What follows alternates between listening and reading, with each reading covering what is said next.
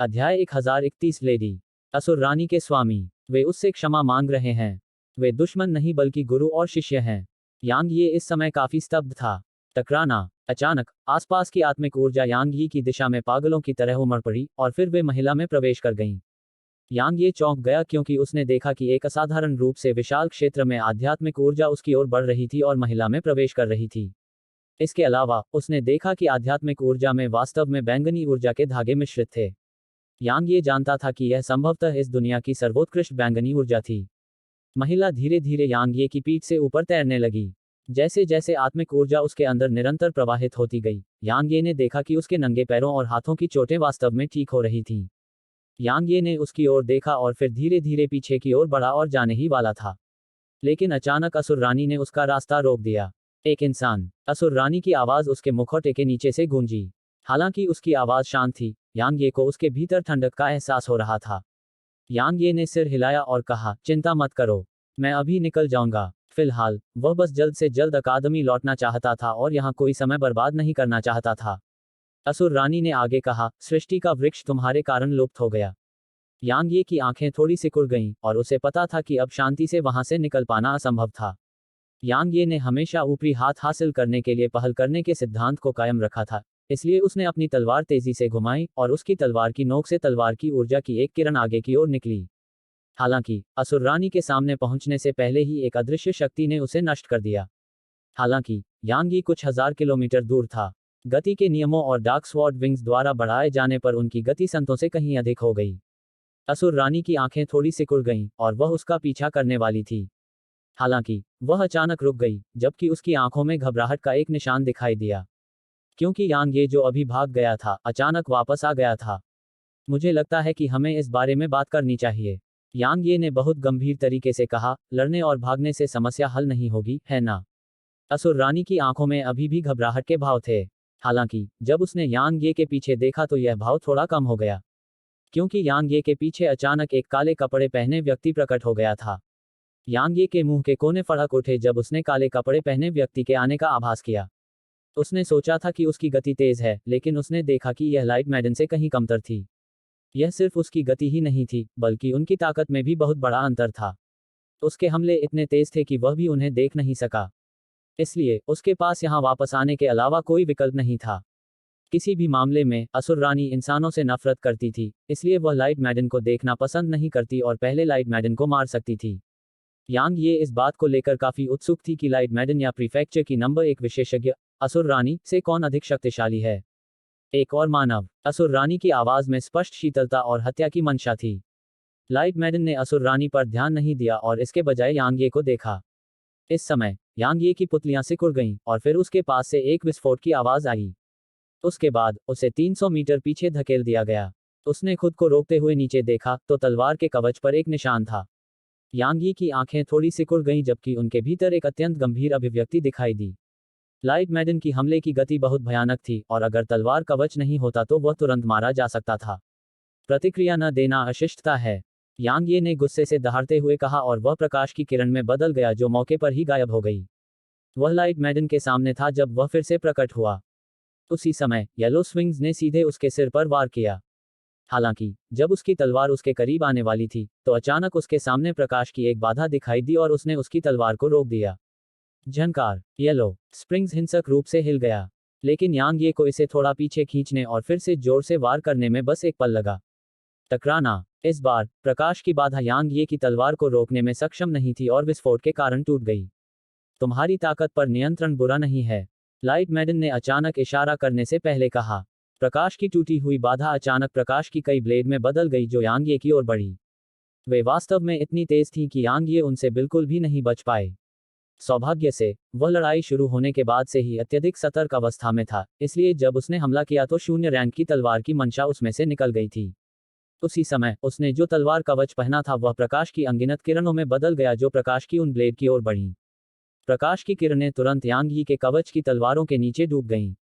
Bang bang. कई विस्फोट लगातार गूंजते रहे और प्रकाश की किरणों को गायब होने में ज्यादा समय नहीं लगा, जबकि यांग यी की तलवार की सुइयां लाइट मैडन की ओर आगे बढ़ती रहीं।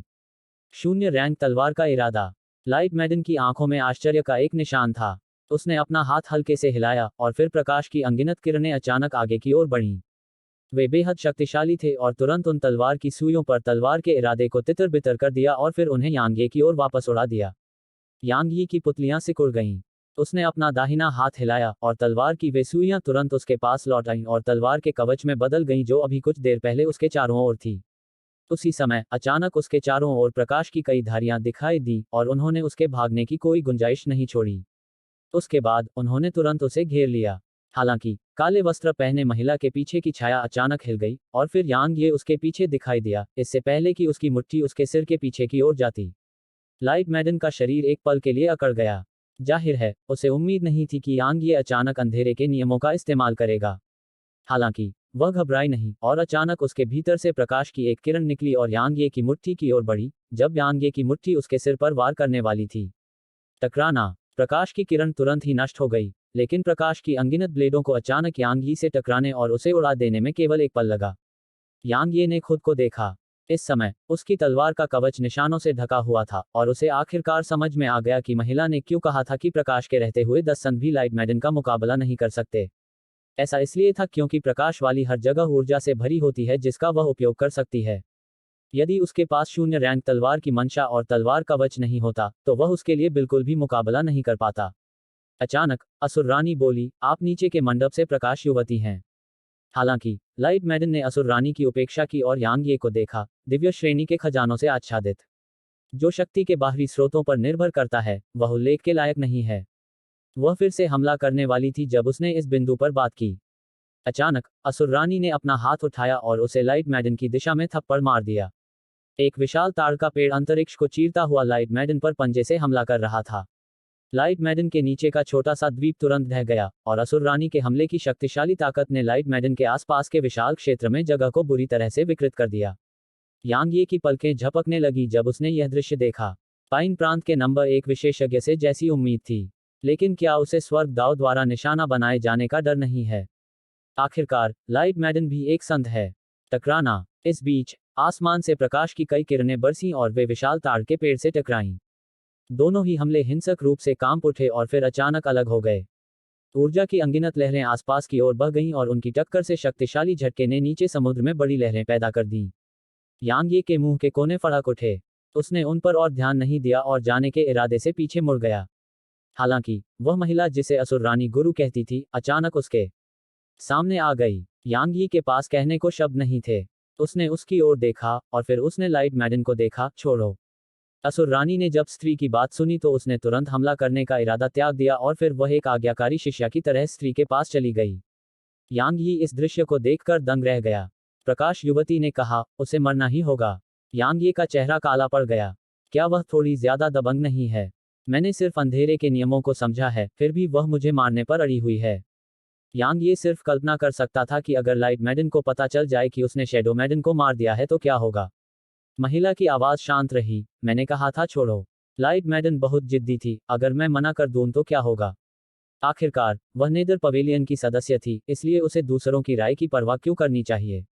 महिला ने हल्के से सिर हिलाया और फिर उसने अपना दाहिना हाथ उठाया और उसे लाइट मैडन की दिशा में पकड़ लिया। एक चौंकाने वाला दृश्य सामने आया। 10,000 किलोमीटर से अधिक के क्षेत्र में प्रकाश अचानक एक उल्लेखनीय गति से गायब हो गया और उस क्षेत्र में कोई प्रकाश न होने में 3 सांस से भी कम समय लगा। जबकि प्रकाश अभी भी दूर आकाश में बना हुआ था, ऐसा लग रहा था कि वह प्रकाश किसी चीज से बाधित था और यहां नहीं उतर सकता था। एक डोमेन। यांग ये आश्चर्यचकित था क्योंकि यह एक डोमेन की ताकत थी। यह पहली बार था जब उसने अपने डोमेन के अलावा एक असली डोमेन देखा था।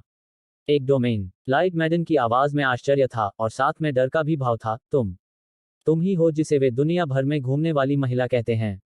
महिला ने अपना दाहिना हाथ हिलाया और लाइट मैडन से खून की एक बूंद निकली और फिर उसकी आकृति उड़ गई। पलक झपकते ही लाइट मैडन एक काले बिंदु में बदल गई और आसमान में गायब हो गई। महिला की भयानक आवाज पूरी दुनिया में गूंज उठी, मैं नेदर पवेलियन का सामना करूंगी और तुम्हें नहीं मारूंगी। अब से तुम्हें पाइन प्रीफेक्चर में कदम रखने की मनाही है, नहीं तो मैं तुम्हें मिटा दूंगी।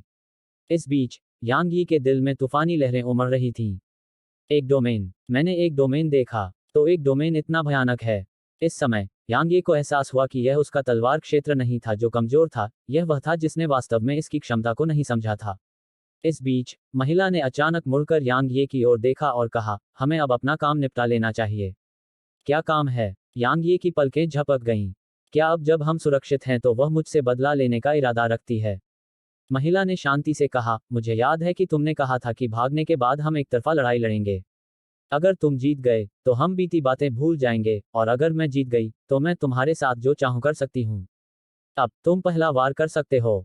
यांग ये के मुंह के कोने फड़क उठे और थोड़ी देर बाद वह फूट फूट कर हंसा, मैं हार मानता हूं। क्या मजाक है? यहां तक लाइट मैडन भी महिला के एक भी हमले का विरोध नहीं कर सकी।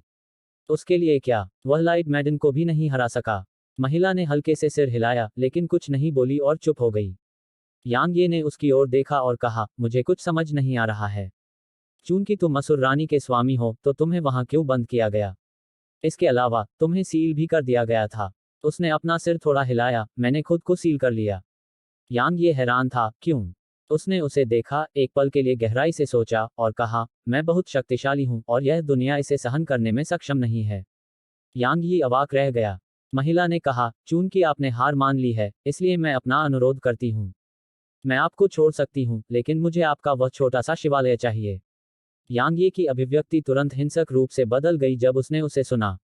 वह थोड़ी देर के लिए उसे देखता रहा और फिर वह अचानक प्रकाश की किरण में बदल गया जो आकाश में गायब हो गई। असुर रानी ने जब यह दृश्य देखा तो वह एक कदम आगे बढ़ी और यांग ये के पीछे जाने वाली थी। लेकिन महिला ने असुर रानी को रोक दिया और कहा, मैं यह करूंगी। जैसे ही उसने बोलना समाप्त किया, उसका स्वरूप वहीं गायब हो गया। अध्याय 1032 बेचारे स्वर्ग की कब्र। यांग यी को उम्मीद नहीं थी कि वह वास्तव में आदिकालीन पैगोडा चाहेगी। क्या वह उसे दे सकता था? बिल्कुल नहीं। यह तो बताने की जरूरत नहीं कि वह आदिकालीन शिवालय को नियंत्रित नहीं कर सकता था। वह उसे बिल्कुल भी नहीं दे सकता था, भले ही वह कर सकता था। क्योंकि सुकिंगशी और अन्य अभी भी उसके भीतर थे। उसके अनुरोध से उसे यह एहसास हुआ कि वह भविष्य में किसी अन्य को आदिकालीन पैगोडा के अस्तित्व के बारे में जागरूक नहीं होने दे सकता। बेशक उसने सोचा था कि भले ही उनके बीच कुछ गलतफहमियां थीं, लेकिन उन्होंने साथ साथ जीवन और मृत्यु का अनुभव किया था, इसलिए अब तक वे कम से कम आंशिक रूप से दोस्त तो थे ही। लेकिन स्थिति के तथ्यों ने उसे बताया कि उसने उसे बिल्कुल भी दोस्त नहीं माना था। उसने उस दुनिया में जो कुछ भी किया था, वह सब इसलिए किया था ताकि वह उसे उस दुनिया से बाहर निकाल सके।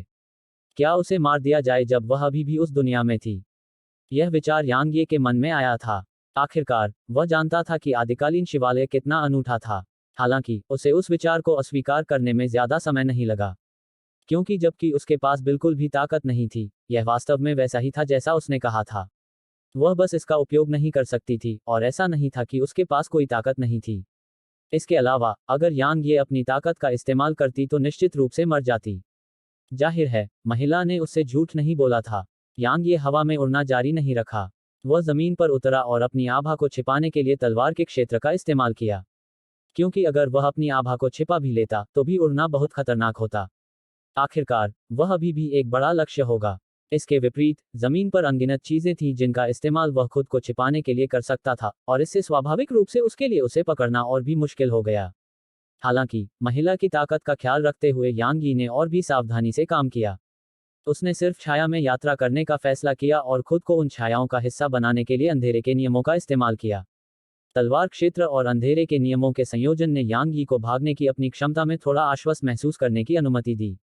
इस समय वह बस जल्द से जल्द बादलों के सागर शहर में वापस लौटना चाहता था।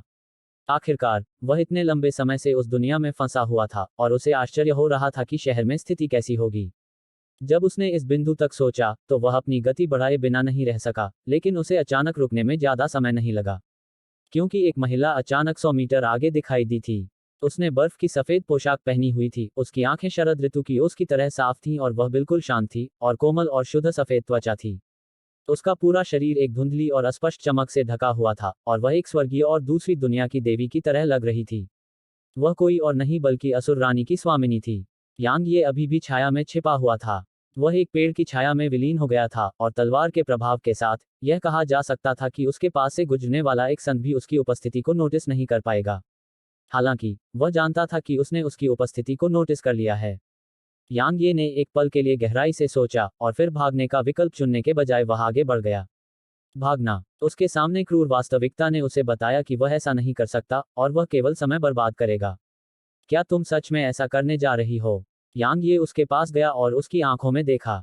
वह उसे बहुत देर तक देखती रही और फिर बोली, मुझे वह छोटा सा शिवालय चाहिए। यांग ये ने जवाब दिया, यह मेरा है।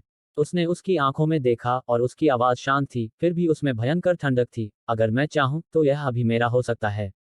यांग ये ने पूछा, तो फिर आप इसे क्यों नहीं ले रहे हैं? उसने उत्तर दिया, मुझे आशा है कि आप इसे स्वयं मुझे दे देंगे। क्यों? यांग यी हैरान था, तुमने जो ताकत दिखाई है, अगर तुमने इसे बलपूर्वक लिया होता तो अब तक यह तुम्हारा हो चुका होता, है न? वह खामोश रही। यांग ये ने उसे बहुत देर तक देखा, और जब वह कुछ भी कहने का इरादा नहीं रखती थी, तब उसने कहा, अगर मैं मना कर दूं तो क्या होगा? उसने जवाब दिया, तो मैं इसे जबरदस्ती ले लूंगी। यांग ये ने उसे देखा। काफी समय बीतने के बाद उसके अंदर से एक हल्की लाल चमक उभरी। उसी समय उसकी आंखें और बाल खून की तरह लाल होने लगे। टकराना। अचानक यांग यी के भीतर से खून की एक किरण हवा में उछली और आसमान को चीरती हुई चली गई। एक पल में पूरा आसमान खून से लाल हो गया, मानो दुनिया का अंत आ गया हो। इस बीच यांग यी के हाथ में एक रक्त लाल तलवार आ गई, जो ऐसा लग रहा था जैसे खून से बनी हो। हा हा हा, यांग ये, तुम आखिरकार खुद को मेरा इस्तेमाल करने से नहीं रोक पा रहे हो। अच्छा, बहुत अच्छा, हा हा हा, आओ, मेरा विरोध मत करो और मेरी शक्ति को स्वीकार करो। चलो सेना में शामिल हों और असंख्य दुनियाओं का वध करें। स्वर्ग की कब्र के पत्थर की पागल आवाज गूंज उठी। यांग ये के पास स्वर्ग की कब्र के पत्थर को बुलाने के अलावा कोई और विकल्प नहीं था जब उसका सामना इस महिला से हुआ जो एक देवता की तरह शक्तिशाली थी। भले ही उसने स्वर्ग की कब्र के पत्थर को बुलाया था और वह इसके द्वारा गुलाम हो सकता था, लेकिन स्वर्ग की कब्र के पत्थर को बुलाए बिना उसके पास उसे हराने का कोई मौका नहीं था। टकराना। शून्य श्रेणी वध की मंशा तुरंत यांग यी के भीतर से बाहर निकली और तुरंत उसके शून्य श्रेणी वध की मंशा को दबा दिया। उसी समय यांग यी के भीतर से लगातार रक्त लाल चमक निकली और यह आसपास की ओर बह गई, जिससे लगभग 5000 किलोमीटर का क्षेत्र रक्त लाल चमक से भर गया। यह रक्त लाल रंग की दुनिया में तब्दील हो गया। हालांकि जिस क्षेत्र में महिला रहती थी वह सामान्य रहा क्योंकि रक्त लाल चमक उसके भीतर 3 मीटर तक नहीं पहुंच पाए। जब महिला ने यांग ये को ऐसी हालत में देखा तो उसकी काली भौहें थोड़ी सी सिकुड़ गईं। इस बीच यांग यी की आंखों में स्पष्टता का एक टुकड़ा भी नहीं बचा था। उसके हाथ में खून से लाल तलवार ने उसकी हथेली के बीच को चीर दिया था, और उसका खून लगातार तलवार में बह रहा था। जैसे जैसे उसमें अधिकाधिक रक्त प्रवाहित होता गया, रक्त लाल तलवार और अधिक ठोस होती गई। स्लैश। अचानक यांग ये ने रक्त लाल तलवार उठाए और उसे महिला पर घुमाया। इसके आसपास के 3 किलोमीटर के क्षेत्र में जगह तुरंत टुकड़ों में बिखर गई। हालांकि इस तरह के भयानक हमले को सिर्फ 2 उंगलियों ने रोक दिया था। बाहरी ताकतों पर निर्भर रहना सही तरीका नहीं है। जैसे ही उसने बोलना समाप्त किया, खून से लाल तलवार टुकड़ों में फट गई।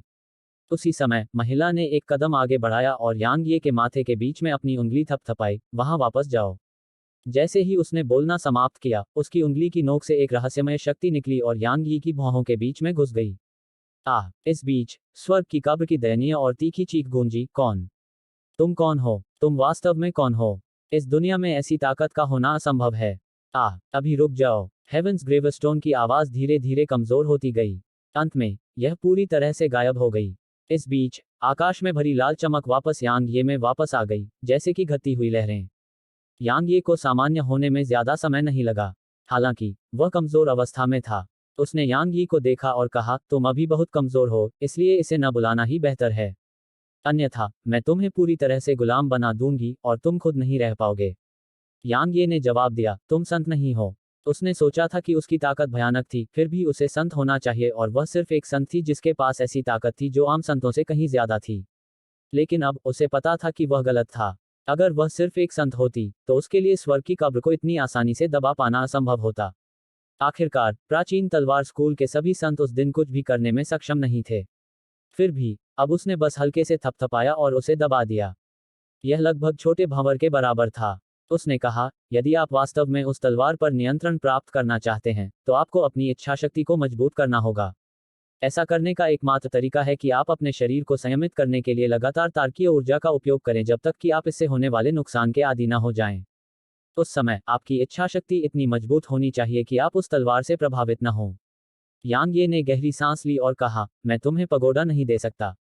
उसने जवाब दिया, ऐसा लगता है कि तुम्हारे पास विरोध करने की क्षमता नहीं है। यांग ये ने उसकी आंखों में देखा और कहा, मेरे पास क्यू है। अगर वह उसे कोई और विकल्प नहीं देती तो उसे क्यू को छोड़ना पड़ता। उसने बहुत देर तक उसकी आंखों में देखा और अंत में अपना सिर हिलाया। हालांकि उसकी ताकत बहुत ज्यादा है, लेकिन अभी वह बहुत कमजोर है। बेशक मैं भी अपने चरम पर नहीं हूं। हालांकि वह मेरा कुछ नहीं बिगाड़ सकता, लेकिन वह तुमसे निपट सकता है। अगर तुम उसे छोड़ दोगे तो तुम सबसे पहले मरोगे। यांग ये ने कहा, अगर मैं उसे रिहा नहीं करूंगी तो भी मैं मर सकती हूँ, है ना? उसने कुछ देर तक उसे परखा, और फिर उसने उसकी दिशा में एक मुट्ठी बांधने वाली हरकत की। एक पल में, एक आकारहीन शक्ति ने यांग ये को घेर लिया, और उसने देखा कि वह वास्तव में इसके घेरे में होने के कारण हिलने में असमर्थ था। इस समय, इससे कोई फर्क नहीं पड़ता कि उसने अपनी तकनीकों, तलवार के इरादे या गहन ऊर्जा का उपयोग करने की कोशिश की या नहीं। वह कुछ भी नहीं कर सकता था। उसके बाद, उसने अपना हाथ बढ़ाया और यांग यी के पेट की ओर अपनी हथेली को इंगित किया, इससे पहले कि उसके भीतर से एक रहस्यमय शक्ति बाहर निकलती। उसी समय, यांग ये का चेहरा विकृत हो गया। दर्द हुआ। यह तारकीय ऊर्जा के उपयोग से उत्पन्न प्रतिक्रिया से कम नहीं था, और उसे ऐसा महसूस हुआ जैसे उसके आंतरिक अंग, मेरिडियन और यहाँ तक रक्त भी उससे बाहर निकाल लिया गया हो। हालांकि, उसने कोई आवाज नहीं की। वह बस उसे घूरता रहा। उसने उसे सच में एहसास दिलाया था कि कमजोरों को बोलने का अधिकार नहीं है, और उसे एहसास हुआ था कि कमजोर लोग कितने असहाय हैं। बलवान के सामने कमजोर की यही स्थिति थी। अगर बलवान उनसे कुछ छीनना चाहता तो वे बस असहाय होकर देखते रह जाते। इस बीच, छोटा भंवर अचानक घूम गया, और फिर उसके भीतर से अदृश्य ऊर्जा की एक लहर निकली और यांग ये के माध्यम से महिला के खिलाफ खुद को विस्फोट करने के लिए यात्रा की। हालांकि, वह इसके लिए तैयार लग रही थी, और उसने अपना दूसरा हाथ हल्के से हिलाया जब ऊर्जा अभी अभी यांग ये से निकली थी। एक पल में, ऊर्जा पूरी तरह से बिखर गई। हालांकि, उसका चेहरा तुरंत ही भयावह रूप से पीला पड़ गया था। जाहिर है, हालांकि वह छोटे भंवर के हमले को रोकने में सफल रही थी, लेकिन इसने उसे काफी नुकसान पहुंचाया। उसने अपनी हथेली यांग ये के पेट पर दबाई, और चूषण बल और भी मजबूत हो गया। यांग ये की आंखें तुरंत चौड़ी हो गईं जबकि खून के धागे तुरंत उन पर छा गए। इसके अलावा, उसका चेहरा पूरी तरह से विकृत हो गया था, और यह कहा जा सकता था कि यू बुशुन जैसा कोई भी व्यक्ति अभी उसका चेहरा नहीं पहचान पाएगा। यांग यी को यह समझने में अधिक समय नहीं लगा कि वह छोटा भंवर वास्तव में गति करने लगा था। क्या यह सचमुच आज मुझसे छीन लिया जाएगा? अध्याय 1033 लोकियान का काम लगभग पूरा हो चुका है। यद्यपि उसे इतनी पीड़ा हुई कि वह लगभग बेहोश हो गया, फिर भी यांग ये अपने भीतर चल रहे छोटे भंवर को स्पष्ट रूप से महसूस करने में सक्षम था। वह जानता था कि वह उसे छोड़ने वाला था। सु किंगशी और बाकी लोग जो अभी भी इसमें हैं, उनका क्या? यांग ये की आंखें इस बिंदु तक सोचते हुए एक क्रूर नजर से भर गईं।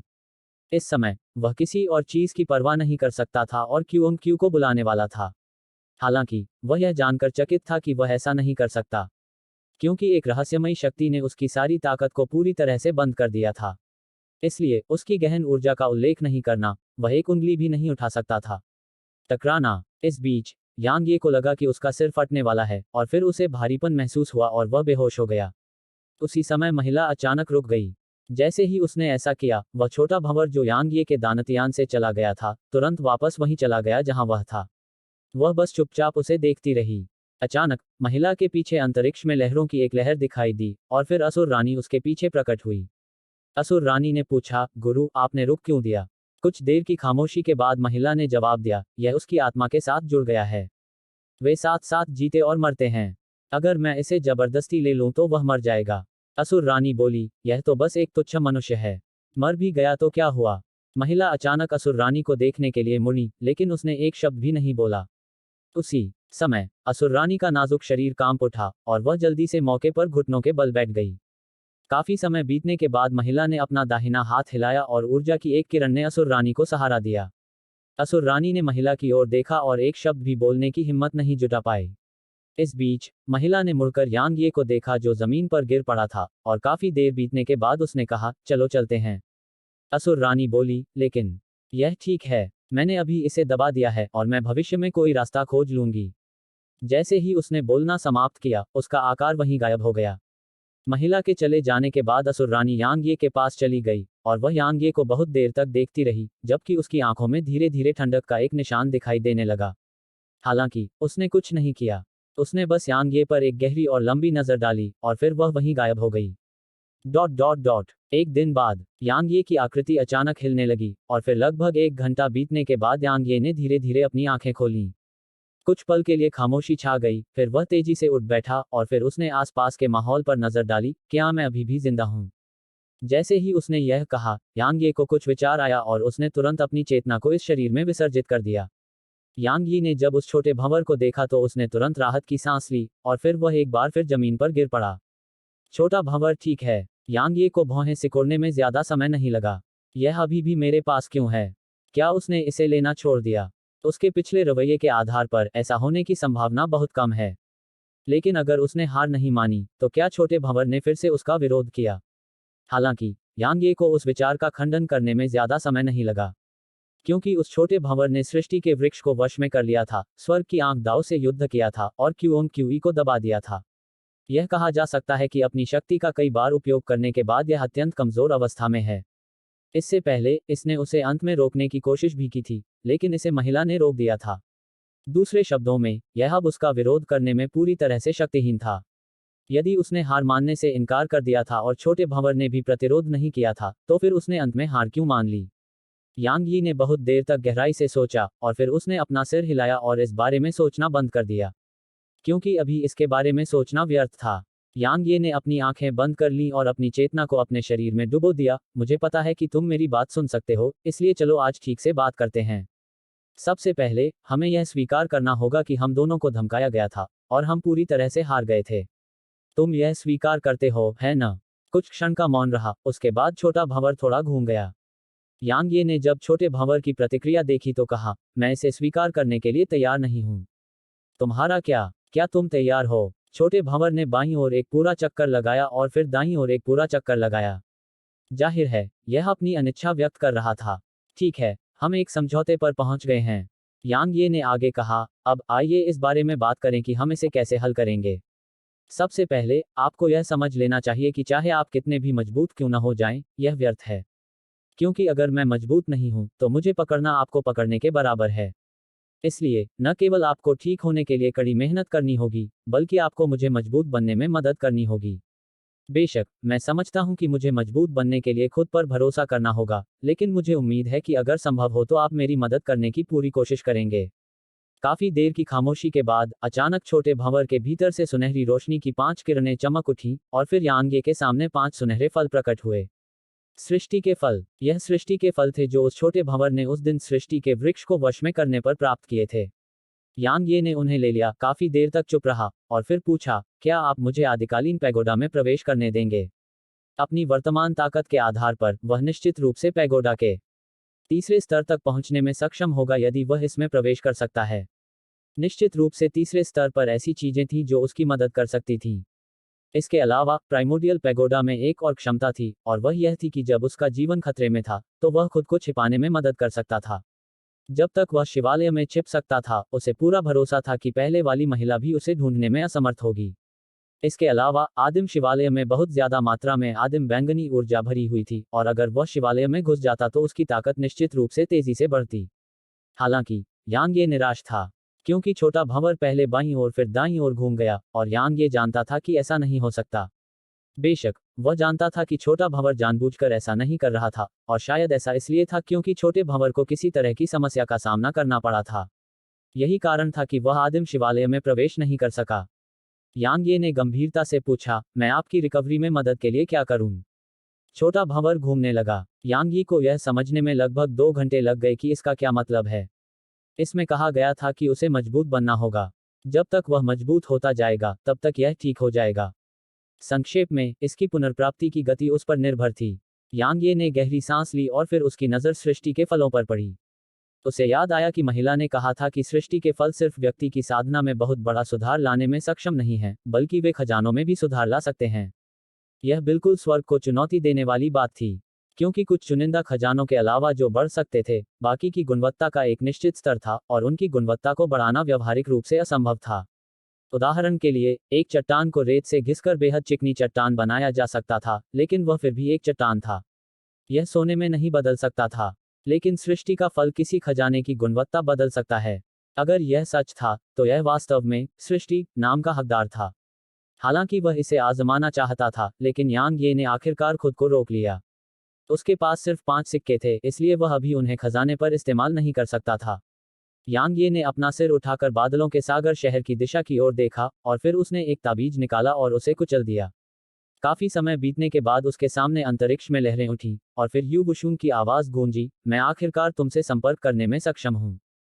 तुम कहाँ गए थे? क्या तुम ठीक हो? तुम अब कहाँ हो? यांग ये ने जब यह सुना तो उसका दिल खुश हो गया और उसने राहत की सांस ली, क्योंकि ऐसा लग रहा था कि बादलों के सागर का शहर ठीक है। उसने एक ताबीज निकाला और उसे कुचल दिया और फिर बोला, सब ठीक है। शहर कैसा है? यू बुशुंग ने जवाब दिया, अभी तो सब ठीक है। हर कोई सोचता है कि तुम बंद कमरे में साधना कर रहे हो। यांग ये ने सिर हिलाया, मैं अभी वापस आऊंगा। ठीक है, यू बुशुंग ने कहा, ठीक है, मैंने सुना है कि लुक यानशियाओ ने बंद दरवाजे पर अपनी साधना लगभग पूरी कर ली है। माना जाता है कि स्काई डिवाइन हॉल ने उसकी शादी की तैयारी शुरू कर दी है। वह जिस व्यक्ति से शादी कर रहा है, वह नानजिंग और स्काई डिवाइन हॉल के एक बुजुर्ग म्यू हनशान हैं। यांग ये ने जब यह सुना तो उसकी आंखें सिकुड़ गईं, और उसने एक और ट्रांसमिशन तावीज को कुचलने से पहले बहुत देर तक गहराई से सोचा, ठीक है, मुझे वापस आने में ज्यादा से ज्यादा एक दिन लगेगा। यांग ये का चेहरा पूरी तरह उदास था जब उसने बोलना समाप्त किया। एन नानजिंग से शादी करोगी? तुम हिजड़ा बन जाओगी। यांग ये की बात खत्म होते ही उसकी आकृति आसमान में गायब हो गई। Dot dot dot. बादलों का सागर शहर। शहर के बाहर सफेद वस्त्र पहने दो पुरुष और चांद के समान सफेद पोशाक पहनी एक महिला अचानक शहर से कुछ ही दूरी पर प्रकट हुए। कायांग जून, यह बादलों का सागर शहर है। बाईं ओर वाला आदमी जिसकी कमर पर तलवार लटकी हुई थी, शहर को देखकर मुस्कुराया, भले ही यह काफी छोटा है, लेकिन यह बुरा नहीं है। वैसे भी, हम बस मौज मस्ती कर रहे हैं। समूह के बीच में बैठे व्यक्ति ने तलवार वाले व्यक्ति की ओर देखा, किंग युआन, हम यहाँ मौज मस्ती करने नहीं आए हैं। बुजुर्गों ने हमें एक काम दिया है, और अगर हम इसे पूरा नहीं कर पाए तो हमें निश्चित रूप से अब से कष्ट सहना पड़ेगा। हमें हर महीने मिलने वाले संसाधनों में निश्चित रूप से भारी कमी का सामना करना पड़ेगा। तुम्हें लगता है कि हम यह काम पूरा नहीं कर सकते? किन युआन नाम के आदमी ने हंसते हुए कहा, यह उनके प्रति असाधारण दयालुता है ना? मैंने सुना है कि ओशन ऑफ क्लाउड्स अकादमी में एक डीन है। उनके समूह की महिला अचानक बोली, लगता है कि यह यांग नाम का कोई युवक है। यांग ये, किन युआन ने आगे कहा, मैंने पहले भी उसके बारे में पूछताछ की थी, और उसने यहाँ थोड़ी प्रतिष्ठा अर्जित की है। हाँ, मैंने सुना है कि वह बहुत घमंडी है। कायांग जुन नाम का आदमी अचानक हंस पड़ा, कितना घमंडी? किन युआन ने कहा, मैंने सुना है कि वह छोटा सा विवाद होते ही लड़ने पर उतारू हो जाता है। कायांग जून ने हंसते हुए कहा, कितना अज्ञानी मूर्ख है। उसे डरने की कोई बात नहीं है। महिला ने कहा, अगर वह मना कर दे तो क्या होगा? क्या यह हल करना आसान नहीं है? हम उसे मार देंगे। किन युआन के मुंह के कोनों पर एक ठंडी मुस्कान उभरी जब वह कुछ कदम आगे बढ़ा, और फिर उसने अपना दाहिना हाथ उठाया और उसे आगे की ओर इशारा किया। जैसे ही उसने ऐसा किया, उसकी कमर पर लगी तलवार प्रकाश की किरण में बदल गई जो तेजी से आगे की ओर बढ़ी। प्रकाश की एक किरण चमकी और शहर के द्वार टुकड़े टुकड़े हो गए। इस क्षण से, हम बादलों के महासागर अकादमी और बादलों के महासागर शहर पर कब्जा कर लेंगे। किन युआन की आवाज शहर के ऊपर हवा में गूंज उठी। अध्याय 1034, यांग ये अब दीन नहीं है। कायांग जून ने किन युआन की ओर देखा और उदासीनता से बोला, किन युआन, क्या यह थोड़ा ज्यादा घमंडी नहीं लगेगा? क्या ऐसा है? किन युआन ने कायांग जून की ओर देखा, और फिर उसने महिला की ओर देखा, जिंग चेन, क्या तुम्हें भी ऐसा लगता है? जिंग चेन नाम की महिला ने सपाट लहजे में कहा, थोड़ा सा। किन युआन ने कंधे उचकाते हुए कहा, मुझे लगता है कि मैं बहुत कम प्रोफाइल रख रहा हूँ। हमें ऐसा क्यों करना चाहिए? इस बीच, जिंग चेन अचानक बोल पड़ा, हमारे कानूनी गुट को हमेशा ताकत का प्रदर्शन करना चाहिए। कम प्रोफाइल रखना, यही कुछ ऐसा है जो विद्वान गुट के कायरों को करना चाहिए। कायांग जुन ने अचानक कहा, आपको क्या लगता है कि इस बार विद्वान गुट किसे भेजेगा? चाहे कोई भी हो, इस बार उनके पास कोई मौका नहीं होगा। किन युआन ने उदासीनता से कहा, भले ही महासागर के बादलों की अकादमी और महासागर के बादलों के शहर से हमें मिलने वाला लाभ छोटा हो, और वे बूढ़े साथी और पागल लोग इसे गंभीरता से नहीं लेते, फिर भी यह हमारे लिए मांस का एक मोटा टुकड़ा है। यह हम तीनों के लिए एक दुर्लभ अवसर है। अगर हम इसे अच्छी तरह से समझ सकते हैं, तो यह हमारे लिए अब से संसाधन प्राप्त करने के एक तरीके के बराबर होगा। इसलिए, हमें विद्वानों के गुट के उन साथियों के आने से पहले इस अकादमी और शहर पर पूरा नियंत्रण करना चाहिए। कायांग जुन ने कहा, यहाँ संत हैं। किन युआन ने उपहासपूर्वक हंसते हुए कहा, संतों? क्या आप उनसे डरते हैं? मुझे थोड़ा डर लगता अगर वह आदमी, शांग यूनक्सी, अभी भी यहाँ होता। लेकिन अब, कायांग जून ने आगे कहा, शांग यूनक्सी इतने सालों पहले अकादमी में काफी मशहूर था। दुर्भाग्य से, उसने अपनी क्षमता को ज्यादा आंका और अकादमी से टकराव का फैसला किया। उसे यह एहसास भी नहीं हुआ कि वह अकादमी के लिए कोई मुकाबला नहीं कर सकता। अब, वह मर चुका है। मुझे उस बूढ़े में कोई दिलचस्पी नहीं है, लेकिन मुझे उसके खजाने में दिलचस्पी है। किन युआन ने स्पष्ट रूप से कहा, बादलों के सागर अकादमी ने इतने सालों पहले यहाँ अपनी नींव रखी है, इसलिए इसने निश्चित रूप से बहुत सारे खजाने इकट्ठा किए हैं। हाँ, मैं इसके बारे में सोचकर ही काफी अधीर महसूस कर रहा हूँ। कायांग जुन के होठों के कोनों पर भी मुस्कुराहट थी, मैं अब इसका थोड़ा इंतजार कर रहा हूँ। जिंग चेन ने अचानक कहा, वे यहाँ हैं। युवशुंग 13 काले कपड़े पहने आकृतियों के साथ शहर से बाहर निकली और वह कायांग जुन के समूह से पहले पहुंच गई। एक छोटा बच्चा यहाँ क्या कर रहा है? किन युआन ने उसे देखा और हंसते हुए कहा, कायांग जून, ऐसा लगता है कि ओशन ऑफ क्लाउड्स अकादमी हमें गंभीरता से नहीं ले रही है। यू वुशुंग ने कहा, डीन यांग बंद दरवाजे के पीछे साधना में है, और मैं अभी महासागर के बादलों की अकादमी और शहर का प्रभारी हूँ। तुम प्रभारी हो। उनकी आंखों में आश्चर्य की झलक थी, और फिर किन युआन ने उसे ध्यान से परखा और फिर वह उपहास के साथ हंसा, क्या शांग युनशी की मृत्यु के बाद ओशन ऑफ क्लाउड्स अकादमी में कोई भी योग्य व्यक्ति नहीं बचा है? यह वास्तव में एक छोटे बच्चे को इसे संभालने देने के बिंदु पर गिर गया है। कितना दयनीय है। ठीक है, समय बर्बाद करना बंद करो और जल्दी से यांग ये को हमसे मिलने के लिए कहो। यू वुशुंग ने कहा, अगर मैं गलत नहीं हूं, तो आपको सेंट्रल डिवाइन प्रीफेक्चर से होना चाहिए। जहां तक आपकी पहचान का सवाल है, आप सभी शायद वाइट डी अकादमी के लॉ फैक्शन से हैं, है ना? जब उन्होंने उसकी बात सुनी तो उनकी आंखों में आश्चर्य की झलक दिखी, और फिर किन युआन ने पूछा, आपने यह कैसे समझा?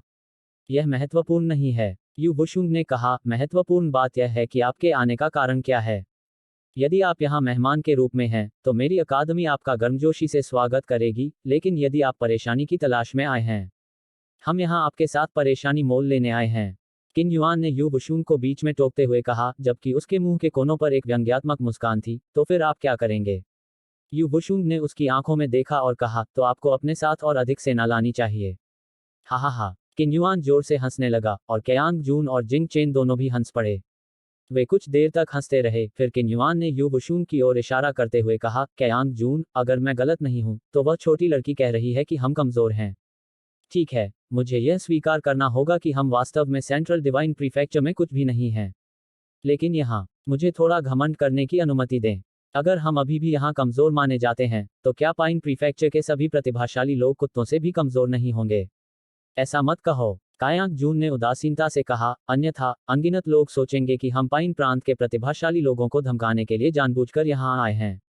किन युआन ने कंधे उचका दिए, मुझे छोटे बच्चों को परेशान करने में कोई दिलचस्पी नहीं है। तुम में से कौन ऐसा करेगा? कायांग जून ने जिंग चेन की ओर देखा। कुछ देर की खामोशी के बाद जिंग चेन अचानक प्रकाश की किरण में बदल गई और वहीं गायब हो गई, और जब वह यू वुशुंग के सामने थी, तब उसकी आकृति फिर से प्रकट हुई। हालांकि यू वुशुंग की अभिव्यक्ति अपरिवर्तित रही, क्योंकि जिंग चेन के हमला करने पर उसके पीछे 13 काले कपड़े पहने आकृतियां आगे बढ़ गई थीं। टकराना, एक विस्फोट हुआ और फिर जिंग चेन वापस वहीं आ गई जहां वह अभी खड़ी थी। इस समय उसकी आंखें थोड़ी सिकुड़ी हुई थीं, जबकि उनमें एक गंभीर भाव था। जहां तक कयांग जून और किन्युआन की बात है, जो उसके बगल में खड़े थे, उनकी आंखों में आश्चर्य की झलक थी। उनकी निगाहें काले कपड़े पहने आकृतियों के समूह पर टिक गईं। कायांग जुन ने धीमी आवाज में कहा, वे कठपुतलियां हैं। किन युआन ने अपने चेहरे पर मुस्कान वापस ले ली। 13 उच्च श्रेणी के अर्धसंत, और वे उच्च श्रेणी के अर्धसंत हैं जिन्होंने ऐसी ताकत हासिल करने के लिए बहुत अधिक बाहरी ताकतों पर भरोसा नहीं किया है। कायांग जुन ने किन युआन को देखा, क्या आप उनसे निपटने जा रहे हैं? ठीक है। किन युआन ठंडी हंसी हंसा और हमला करने ही वाला था। इस बीच शहर से अचानक प्रकाश की कुछ 100 किरणें निकलीं, और उन्हें यू वुशुंग के पीछे पहुंचने में ज्यादा समय नहीं लगा। वे सभी उच्च कोटि के अर्धसंत थे। यू वुशुंग ने उनकी ओर देखा और कहा, आप सभी का यहाँ स्वागत नहीं है, इसलिए आप जहाँ से आए हैं वहीं वापस चले जाएं। क्या तुम हमें संख्याओं से डराने की कोशिश कर रहे हो? किन युआन ठंडी हंसी हंसा, और फिर उसने कयांग जून को देखा। बाद वाले ने एक पल के लिए गहराई से सोचा, और फिर उसने अपनी उंगली पर अंगूठी घुमाई। एक पल में सुनहरी रोशनी की 13 किरणें चमक उठी, और फिर 13 तांबे की आकृतियां यहां दिखाई दी। 13 संत। यू वुशुंग और अन्य लोगों ने जब यह दृश्य देखा तो उनके चेहरे पर गंभीर भाव उभर आए। किन युआन यू वुशुंग के पास गया और उसे देखते हुए बोला, इस क्षण से इससे कोई फर्क नहीं पड़ता कि ओशन ऑफ क्लाउड्स अकादमी का नियंत्रण किसके पास है, क्योंकि अब से हम इसे अपने हाथ में ले लेंगे। तो क्या किसी को कोई आपत्ति है? अगर है, तो आप अपनी बात कह सकते हैं, लेकिन मैं गारंटी नहीं देता कि मैं आपकी बात सुनूंगा। हा हा हा। इस बीच प्रशिक्षक झुओ और अन्य संत यू वुशुंग के पास पहुंचे। प्रशिक्षक झुओ ने कहा, इससे पहले डीन ने आपके कानून गुट के सदस्यों को मारने के लिए अपनी आत्मा को प्रज्वलित करने और खुद को विस्फोट करने में संकोच नहीं किया। अब यदि इसकी आवश्यकता है, तो हम में से 4 किसी भी समय खुद को विस्फोट कर लेंगे। तो क्या आप हमें आजमाना चाहते हैं? किन युआन के चेहरे पर काफी क्रूर भाव थे। बूढ़े साथी, क्या आप हमें डराने की कोशिश कर रहे हैं? प्रशिक्षक झुओ ने जवाब दिया, क्या आप इसे आजमाना चाहेंगे? किन युआन कुछ कहने ही वाला था कि कायांग जून ने अचानक कहा, बड़े, मुझे लगता है कि आपने गलत समझा है। हम यहाँ महासागर के बादलों की अकादमी को कुचलने के लिए नहीं हैं। इसके विपरीत हम यहाँ उसकी मदद करने के लिए हैं। प्रशिक्षक झुओ ठंडी हंसी हंसे, क्या ऐसा है? बेशक, कायांग जून ने कहा, ओशन ऑफ क्लाउड्स अकादमी की स्थापना डीन शांग ने की थी, और वह कभी मेरी वाइट डी अकादमी के छात्र थे। इसलिए, ओशन ऑफ क्लाउड्स अकादमी को मेरी वाइट डी अकादमी का हिस्सा माना जा सकता है। क्या आप सभी हमेशा वाइट डी अकादमी में वापस नहीं आना चाहते थे? अब, आपका मौका आ गया है। हम आप सभी को वाइट डी अकादमी में वापस लाने के लिए यहाँ हैं। प्रशिक्षक झुओ और अन्य लोग इन शब्दों से चकित रह गए। वे हमें वाइट डी अकादमी में वापस जाने देने के लिए यहाँ आए हैं। आप कह रहे हैं कि हम सेंट्रल डिवाइन प्रीफेक्चर जा सकते हैं? प्रशिक्षक झुओ की आवाज़ थोड़ी कांप रही थी। वाइट डी अकेडमी में वापस लौटना सिर्फ शांग युनशी का ही सपना नहीं था, बल्कि उनका भी सपना था। इसलिए, जब उन्होंने उस आदमी की बात सुनी तो वे स्वाभाविक रूप से उत्साहित हो गए। नहीं, कायांग जून ने आगे कहा, हम आप सभी को केवल एक मौका दे रहे हैं। प्रशिक्षक झुओ ने भौहें सिकोड़ते हुए कहा, आप क्या कहना चाह रहे हैं?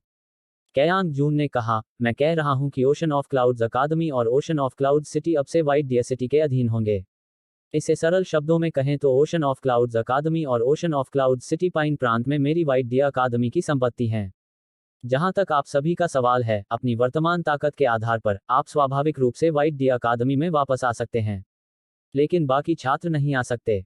बेशक, हम उनके लिए इसे असंभव नहीं बनाएंगे।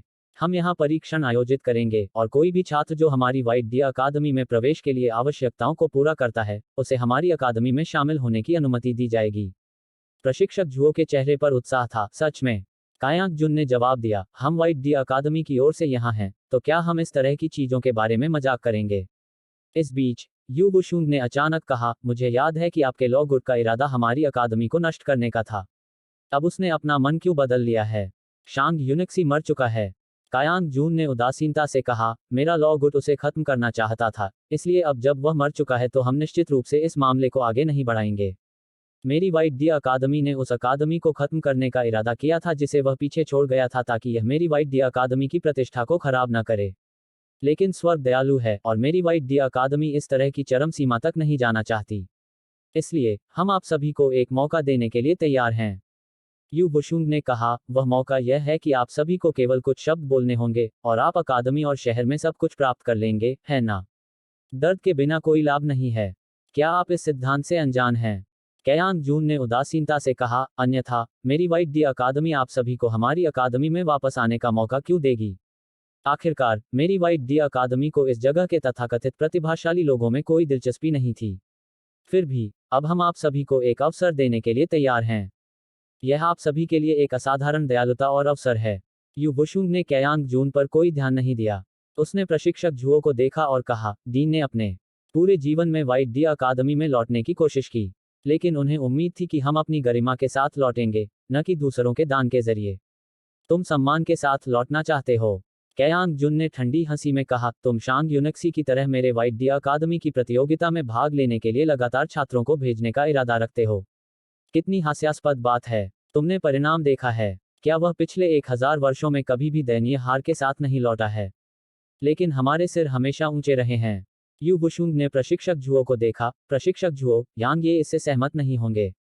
वह सहमत नहीं होगा। किन्युआन ठंडी हंसी हंसा, क्या यह हल करना आसान नहीं है?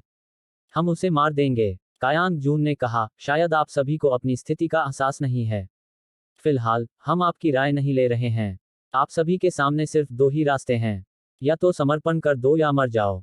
सच कहूं तो, हमारे लॉ फैक्शन को आपकी अकादमी को नष्ट करने के लिए किसी विशेषज्ञ को भेजने की जरूरत नहीं है। हमारे पास जो ताकत है, वही इसे पूरा करने के लिए पर्याप्त है। यू वुशुंग कुछ कहना चाहती थी, लेकिन प्रशिक्षक झुओ ने अचानक कहा, छोटी लड़की, हम चारों ने अपना फैसला कर लिया है। हमने समर्पण करने का फैसला किया है। यू वुशुंग के चेहरे पर भाव बदल गए। काफी समय बीतने के बाद उसने कहा, यांग ये डीन है।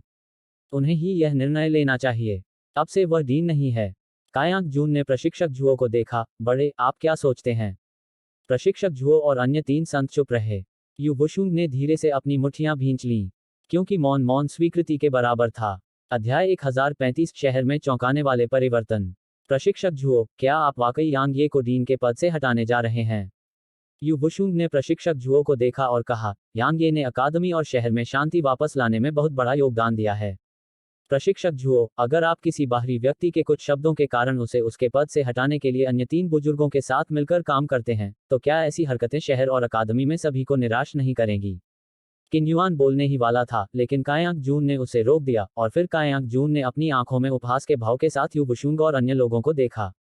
प्रशिक्षक झुओ ने कुछ देर तक गहराई से सोचा और कहा, बुशुंग, यह हमारी अकादमी के सभी लोगों के लिए एक दुर्लभ अवसर है, और यह बूढ़े आदमी शान की आजीवन इच्छा है। हम इसे मना नहीं कर सकते। जहां तक यांग ये की बात है, हम दोनों उसके चरित्र को अच्छी तरह से जानते हैं, और वह डीन बनने के लिए उपयुक्त नहीं है। अगर वह यह निर्णय लेता है, तो वह शायद अकादमी को उसके विनाश की ओर ले जाएगा। यू बुशुंग ने धीमी आवाज में कहा, प्रशिक्षक झुओ, आपने पहले ऐसा नहीं कहा था। प्रशिक्षक झुओ ने जवाब दिया, परिस्थितियां बदल गई हैं। यू बुशुंग काफी देर तक चुप रही, और फिर उसने कहा, प्रशिक्षक झुओ, क्या आप भूल गए हैं कि डीन शान की मृत्यु कैसे हुई? प्रशिक्षक झुओ का चेहरा भद्दा हो गया। इस बीच प्रशिक्षक झुओ के बगल में एक काले वस्त्र पहने बूढ़े व्यक्ति ने कहा, हम स्वाभाविक रूप से भाई शान के बलिदान को नहीं भूले हैं। लेकिन अगर हम व्हाइट डी अकादमी के सामने समर्पण नहीं करते हैं, तो मुझे बताइए कि हमारी अकादमी का भविष्य कहाँ है? इसका कोई भविष्य नहीं है। अगर हम समर्पण नहीं करते हैं, तो हमारा कोई भविष्य नहीं होगा, है ना?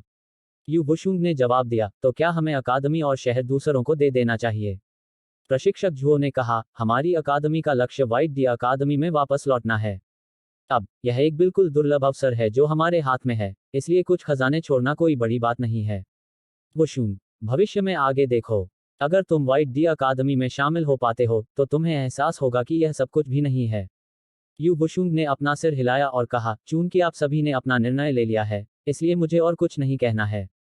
प्रशिक्षक झुओ ने यू बुशुंग की ओर देखा और फिर धीरे से आह भरते हुए कहा, इस तरह से व्यवहार करने की कोई जरूरत नहीं है। आपकी प्राकृतिक प्रतिभा के आधार पर आपके लिए व्हाइट डी अकादमी में शामिल होना असंभव नहीं है। सिर्फ आप ही नहीं, यांग ये के पास भी बहुत अच्छा मौका है। प्रशिक्षक झुओ, यह उतना आसान नहीं है जितना आप सोचते हैं। यू बुशुंग ने उन पर कोई ध्यान नहीं दिया, और वह मुड़कर चली गई। अब जब यांग ये यहाँ नहीं थी, तो वह उनके फैसले के सामने असहाय थी। जैसे ही वह मुड़ी और चली गई, यहाँ मौजूद अन्य 400 से अधिक उच्च पदस्थ संतों ने भी बिना किसी हिचकिचाहट के तुरंत उसका पीछा किया। यू बुशुंग को बादलों के महासागर शहर में बहुत प्रतिष्ठा प्राप्त थी, और यांग ये के साथ उसके रिश्ते के कारण कई लोगों ने यू बुशुंग के साथ खड़े होने का फैसला किया था, क्योंकि उसे चुनना यांग ये को चुनने के बराबर था। इस समय शायद अकादमी के छात्र प्रशिक्षक झुओ का पक्ष चुनेंगे, लेकिन शहर के निवासी ज्यादातर यांग ये का पक्ष लेंगे। यह कहा जा सकता है कि यांग ये की प्रतिष्ठा इस समय शहर में सबसे बड़ी थी। तुरंत रुक जाओ, अचानक कायांग जून ने यू बुशुंग को आवाज दी। यू बुशुंग ने पलटकर कायांग जून को देखा, क्या? कायांग जून ने कुछ नहीं कहा। उसने बस अपना दाहिना हाथ हिलाया, और 2 तांबे की आकृतियां तुरंत आगे बढ़ गईं। यू बुशुंग के पीछे के अन्य लोगों के हाव भाव बदल गए, और वे उसका बचाव करने वाले थे, लेकिन उसने उन्हें रोक दिया। उसी समय उसके पीछे की 13 काले कपड़े वाली आकृतियां न केवल हमला करने से बचती थीं, बल्कि वे छाया में भी बदल जाती थीं, जो मौके पर ही गायब हो जाती थीं। चूंकि किसी ने इसे नहीं रोका, इसलिए यू बुशुंग को आसानी से पकड़ लिया गया। इस बीच प्रशिक्षक झुओ के हाव भाव बदल गए, और वह बोलने ही वाले थे। लेकिन कायांग जून ने अपना हाथ हिलाया और कहा, चिंता मत करो एल्डर झुओ। मैं उसे नहीं मारूंगा, मैं उसे बस कुछ समय के लिए रोक रहा हूं। मुझे यकीन है कि आपको एहसास हो गया होगा कि उसे शहर में काफी समर्थन प्राप्त है, और मुझे डर है कि अगर हम उसे नहीं रोकेंगे तो शहर के निवासी हमारे खिलाफ हो जाएंगे। मुझे लगता है कि एल्डर झुओ नहीं चाहते कि अकादमी और शहर खून से भर जाए, है ना? प्रशिक्षक झुओ कुछ देर तक संघर्ष करते हुए दिखाई दिए, फिर उन्होंने गहरी सांस ली, और फिर उन्होंने यू बुशुंग को देखने के लिए मुड़कर देखा। बुशुंग, अभी शांत हो जाओ। शहर में बाकी सब कुछ ठीक हो जाने के बाद मैं उन्हें तुम्हें रिहा करने के लिए कहूंगा। जैसे ही उन्होंने बोलना समाप्त किया, उन्होंने मुड़कर कायांग जून को देखा, उसे नुकसान मत पहुंचाओ। बेशक, कायांग जून ने मुस्कुराते हुए कहा, जब तक वह सहयोग करती है, तब तक मैं उसका एक बाल भी बांका नहीं करूंगा। ठीक है, वह आदमी यांग ये कहाँ है? अगर वह शहर में है, तो हमें उसे भी रोकना होगा। मैं कोई अनावश्यक परेशानी नहीं चाहता। यह उचित नहीं है। प्रशिक्षक झुओ ने जल्दी से कहा, यांग ये एक बहुत ही अड़ियल और आक्रामक व्यक्ति है। यदि आप उसके खिलाफ काम करते हैं, तो वह निश्चित रूप से आप सभी से लड़ेगा। मुझे लगता है कि आप कोई अतिरिक्त परेशानी नहीं चाहते हैं। तो क्यों ना हम ऐसा करें? मैं खुद उससे बात करूंगा, और मैं इसे हल करूंगा। कायांग जून ने मुस्कुराते हुए कहा, यह स्वाभाविक रूप से ठीक है। लेकिन मुझे उम्मीद है कि आप इसे हल करने में सक्षम होंगे। अन्यथा, हम उससे निपटने के लिए मेरे तरीके का उपयोग करेंगे। प्रशिक्षक झुओ ने धीमी आवाज में कहा, मैं इससे उचित तरीके से निपटूंगा। कायांग जून ने सिर हिलाया और कहा, तो अभी के लिए बस इतना ही। इसके अलावा कृपया शहर और अकादमी की सारी संपत्ति जमा कर दें। बेशक, आप इसे मुझे जमा नहीं कर रहे हैं। मैं इसे व्यवस्थित करके व्हाइट डी अकादमी को भेजूंगा। व्हाइट डी अकादमी को ओशन ऑफ क्लाउड्स अकादमी के महत्व को देखने की अनुमति देने से ही आपकी अकादमी को मौका मिलेगा, है ना? प्रशिक्षक झुओ ने फिर पूछा, आपने कहा था कि जब तक मेरी अकादमी में कोई भी आवश्यक शर्तें पूरी करता है, तब तक वे व्हाइट डी अकादमी में वापस आ सकते हैं। क्या यह सच है? बेशक, कायांग जून ने गारंटी दी, जब तक ऐसे लोग हैं जो आवश्यकताओं को पूरा करते हैं, वे सभी व्हाइट डी अकादमी में जा सकते हैं। इसके अलावा, ओशन ऑफ क्लाउड्स अकादमी को मेरे व्हाइट डी अकादमी के संरक्षण में माना जा सकता है। चाहे वह पायथन कबीला हो, स्टील एप कबीला हो या स्काई डिवाइन हॉल, उनमें से कोई भी यहां आकर परेशानी पैदा करने की हिम्मत नहीं करेगा। प्रशिक्षक झुओ ने झिझकना बंद कर दिया और तुरंत सिर हिलाया। मैं सभी आंतरिक कोर, क्रिस्टल और अन्य खजाने आपको भेजने का आदेश दूंगा। अच्छा, कायांग जून मुस्कुराया और फिर वह शहर की ओर चलने लगा। वह कुछ देर तक चलता रहा, फिर अचानक उसने चलना बंद कर दिया और कहा, ठीक है, अब से मैं अस्थायी रूप से यहाँ डीन का पद संभालूंगा। जहां तक मेरे छोटे भाई किन युआन की बात है, वह भी शहर के गवर्नर का पद संभालेंगे। कायांग जून के बोलते ही वे तीनों शहर में प्रवेश कर गए। वे अभी शहर में दाखिल ही हुए थे कि किन युआन ने कायांग जून को अंगूठा दिखाया। कायांग जून, यह बहुत बढ़िया था, वास्तव में बहुत बढ़िया। तुमने अपनी ऊर्जा का एक कतरा भी बर्बाद नहीं किया और अकादमी और शहर दोनों पर नियंत्रण कर लिया। कभी कभी केवल ताकत पर भरोसा करना फायदेमंद नहीं होता। कायांग जुन ने स्पष्ट रूप से कहा, सबसे अच्छी रणनीति बिना युद्ध के दुश्मन को वश में करना है। जिंगचेन ने अचानक कहा, हमारी अकादमी महासागर बादलों अकादमी के छात्रों को इसमें प्रवेश देने के लिए सहमत नहीं हुई। मुझे पता है। कायांग जून ने आगे कहा, हमारी अकादमी इन कमजोर लोगों को इसमें शामिल होने की अनुमति कैसे दे सकती है? जिंगचेन ने आगे कहा, तो फिर आपने उन संतों को जो वादा किया था उसका क्या हुआ? कायांग जुन ने उत्तर दिया, मैंने उनसे झूठ बोला। ठीक है। किन युआन जोर से हंसा, तुम सच में बेशर्म हो। लेकिन मुझे यह पसंद है। हा हा हा। कायांग जून ने धीमी आवाज में कहा, ओशन ऑफ क्लाउड्स अकादमी से निपटने के अलावा अकादमी ने हमें अपनी क्षमता को बेहतर बनाने के लिए भी भेजा है। यह असाइनमेंट निश्चित रूप से हमारे लिए एक बिल्कुल सही अवसर है, और अगर हम इसका सही तरीके से उपयोग करते हैं तो हम संसाधनों की एक अंतहीन आपूर्ति प्राप्त करने में सक्षम होंगे। जिंगचेन ने कहा, वास्तव में महासागर के बादल अकादमी और शहर बहुत कमजोर नहीं हैं। हम उन पर नियंत्रण क्यों नहीं कर लेते और उन्हें अपना सहायक बल क्यों नहीं बना लेते? उनका। कायांग जून ने अपना सिर हिलाया, हमारा भविष्य सेंट्रल डिवाइन प्रीफेक्चर में है। उन्हें बढ़ावा देना हमारे समय की बर्बादी है। एक बार जब हम अपनी जरूरत की चीजें ले लेंगे, तो ओशन ऑफ क्लाउड्स अकादमी के अस्तित्व का कोई मतलब नहीं रह जाएगा। ठीक है, चलो अब अपनी सांसें बर्बाद नहीं करते। मैं इस अकादमी और शहर के खजानों को देखने के लिए और इंतजार नहीं कर सकता। हा हा हा। उन्हें शहर की सड़कों से गायब होने में ज्यादा समय नहीं लगा। उनके जाने के तुरंत बाद एक विद्वान व्यक्ति, जो एक पुस्तक लिए हुए था और काले और सफेद वस्त्र पहने हुए था, नगर के एक कोने में प्रकट हुआ। उसने उस दिशा में देखा जिस ओर वे गायब हो गए थे और अपना सिर थोड़ा हिलाया। आधे संत क्षेत्र में रहते हुए एक संत को मारने में सक्षम कोई व्यक्ति कमजोर कैसे हो सकता है? यह कोई बड़ी बात नहीं है, लेकिन वह ओब्लिवियन मैडन के साथ लड़ाई में भी जीवित रहने में सक्षम था। यह वास्तव में बिल्कुल भी आसान नहीं है। ठीक है, मैं अभी थोड़ी देर और इंतजार करूंगा। जैसे ही उसने बोलना समाप्त किया, वह व्यक्ति अचानक वहीं गायब हो गया।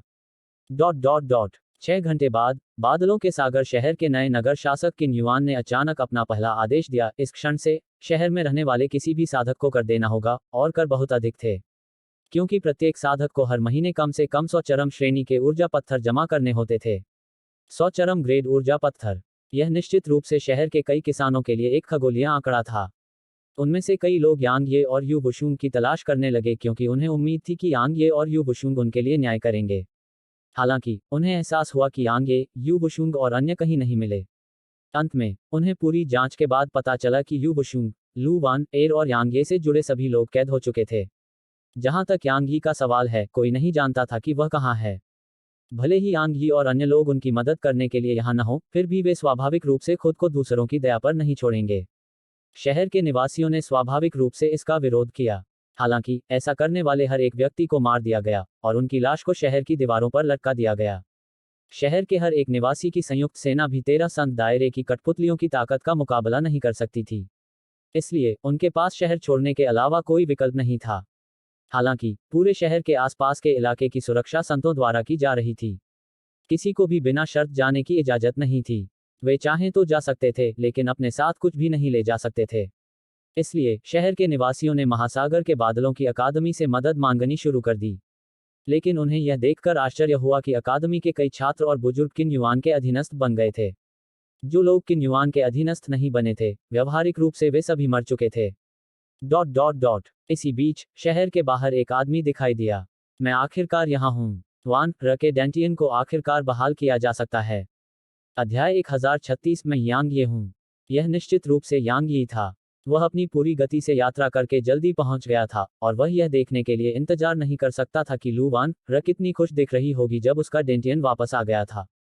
जब वह शहर में प्रवेश करने ही वाला था तो अचानक उसकी भौहें तन गईं, क्योंकि शहर की दीवारों पर वास्तव में बहुत सारी लाशें लगी हुई थीं। इसके अलावा उनकी संख्या 10,000 से भी ज्यादा थी। कुछ हुआ है क्या? यांग ये का चेहरा उतर गया। वह बस हमला करने ही वाला था कि अचानक रुक गया। वुशुंग के साथ छोड़े गए तलवार सेवक अभी भी यहाँ हैं। दूसरे शब्दों में, उन्हें ठीक होना चाहिए, और वे बस फंस गए हैं या ज्यादा से ज्यादा पकड़े गए हैं। अगर मैं जल्दबाजी में हमला करूं और वे मुझे धमकाने के लिए वुशुंग और दूसरों का इस्तेमाल करें, तो मैं निश्चित रूप से कुछ भी करने में असमर्थ हो जाऊंगा। मैं अभी उन पर सीधे हमला नहीं कर सकता। मुझे पहले स्थिति का पता लगाना होगा।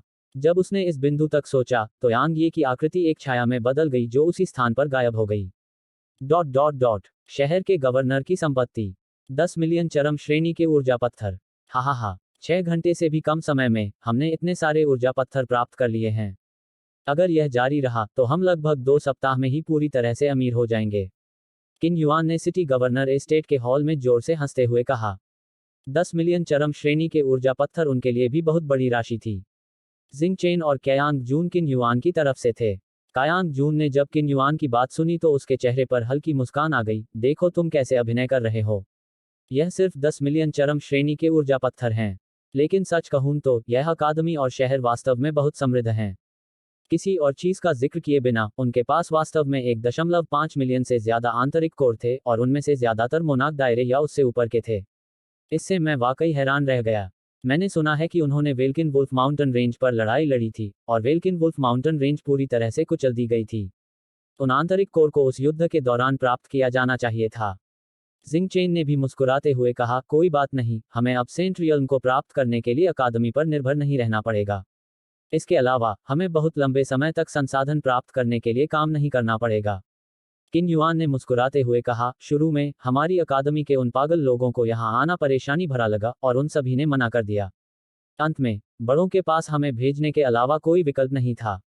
हे, मैंने कभी नहीं सोचा था कि हमें इसके बदले इतना कुछ मिलेगा। मुझे आश्चर्य है कि अगर उन लोगों को पता चले कि हमने यहाँ क्या हासिल किया है, तो क्या वे अपने पछतावे से खून की खांसी करेंगे। कायांग जुन ने अचानक अपनी मुस्कुराहट को रोका और गंभीरता से बोला, अकादमी लौटने के बाद हम इस बारे में किसी से भी जिक्र नहीं करेंगे। किन युआन और जिंग चेन ने कायांग जून की बात सुनकर अपनी मुस्कान को रोका और सिर हिलाया। आखिरकार, धन ऐसी चीज नहीं है जिसे प्रदर्शित किया जाना चाहिए। अगर अकादमी के उन पागल लोगों को पता चल गया कि उन्होंने इतना कुछ हासिल कर लिया है, तो उन्हें निश्चित रूप से भयानक परिणाम भुगतने होंगे। बेशक वे लोग खुले तौर पर उनके साथ कुछ नहीं कर सकते थे, लेकिन गुप्त रूप से क्या? वे यहाँ तो अहंकार से काम ले सकते थे, लेकिन वापस लौटने पर उन्हें शांत रहना पड़ता था। इस बीच प्रशिक्षक झुओ और महासागर बादल अकादमी के अन्य 3 संत हॉल में पहुंचे। उन सभी के चेहरों पर काफी भद्दे भाव थे। मुझे स्पष्टीकरण चाहिए। प्रशिक्षक झुओ ने उन्हें थोड़ा क्रोधित भाव से देखा, क्योंकि उन्होंने वास्तव में पूरे शहर को असंतोष की आवाजों से भर दिया था। यह कहा जा सकता है कि शहर में अकादमी ने जो प्रतिष्ठा बनाई थी, वह कुछ ही घंटों में पूरी तरह से नष्ट हो गई थी। इस समय शहर में एक भी व्यक्ति ऐसा नहीं था जो अकादमी को कोस न रहा हो। वे किस बात पर कोस रहे थे? वे स्वाभाविक रूप से कह रहे थे कि अकादमी कृतघ्न है, और जब अकादमी ने उनका उपयोग करना बंद कर दिया तो वे उनके विरुद्ध हो गए। कोई स्पष्टीकरण? कायांग जून ने हंसते हुए कहा, मुझे नहीं पता कि आप क्या कह रहे हैं। शहर में तुम्हारी हरकतें। प्रशिक्षक झुओ ने कायांग जुन को घूरते हुए कहा, शहर के निवासियों ने मेरी अकादमी के साथ अच्छे बुरे हालात झेले हैं, फिर भी मेरी अकादमी अब उनके साथ ऐसा व्यवहार कर रही है। इसी वजह से एल्डर झुओ। इस बीच किन युआन ने अचानक प्रशिक्षक झुओ को बीच में टोकते हुए कहा, एल्डर झुओ, आपको यह समझना चाहिए कि आप अब ओशन ऑफ क्लाउड्स अकादमी के सदस्य नहीं हैं, आप अब व्हाइट डी अकादमी के सदस्य हैं। इसलिए मुझे उम्मीद है कि आप व्हाइट डी अकादमी के हितों को प्राथमिकता देंगे, न कि ओशन ऑफ क्लाउड्स अकादमी को। शहर के निवासियों की संपत्ति को बलपूर्वक हड़पना व्हाइट डी अकादमी के लिए है। प्रशिक्षक झुओ ने धीमी आवाज में कहा, जहां तक मेरा सवाल है, यह आपकी अपनी स्वार्थी इच्छाओं के लिए है। ईमानदारी से कहूं तो यह सच है। इस बीच कायांग जून बोला, लेकिन क्या आप यह कहना चाह रहे हैं कि हम ऐसा नहीं कर सकते? एल्दजुओ, आपको यह समझना चाहिए कि हमने ओशन ऑफ क्लाउड्स अकादमी के छात्रों के खिलाफ कोई कार्रवाई नहीं की है। इसके विपरीत, जो छात्र हमारी मदद कर रहे हैं, उन्हें भी हमसे फायदा हुआ है। क्यों? क्योंकि वे हमारे पक्ष में हैं। याद रखें, हम भी उसी पक्ष में हैं। जहां तक शहर के उन लोगों की बात है, उनका हमसे क्या लेना देना है? प्रशिक्षक झुओ कुछ देर के लिए चुप हो गए और फिर बोले, वे हमारी अकादमी के साथ मिल गए और हमारे साथ मौत तक लड़े। और कायांग जून ने हंसते हुए कहा, एक बार जब हम व्हाइट डी अकादमी में वापस लौटेंगे, तो हम दो अलग अलग दुनिया के लोग होंगे। एल्दजुओ, आपको स्पष्ट रूप से पता होना चाहिए कि उनके लिए सेंट्रल डिवाइन प्रीफेक्चर में जाना पूरी तरह से असंभव है। व्हाइट डी अकादमी में शामिल होना तो दूर की बात है। संक्षेप में, मुझे उम्मीद है कि आप चारों शहर में होने वाली हर चीज को अनदेखा करेंगे। मैं आप सभी के साथ दुश्मनी नहीं करना चाहता।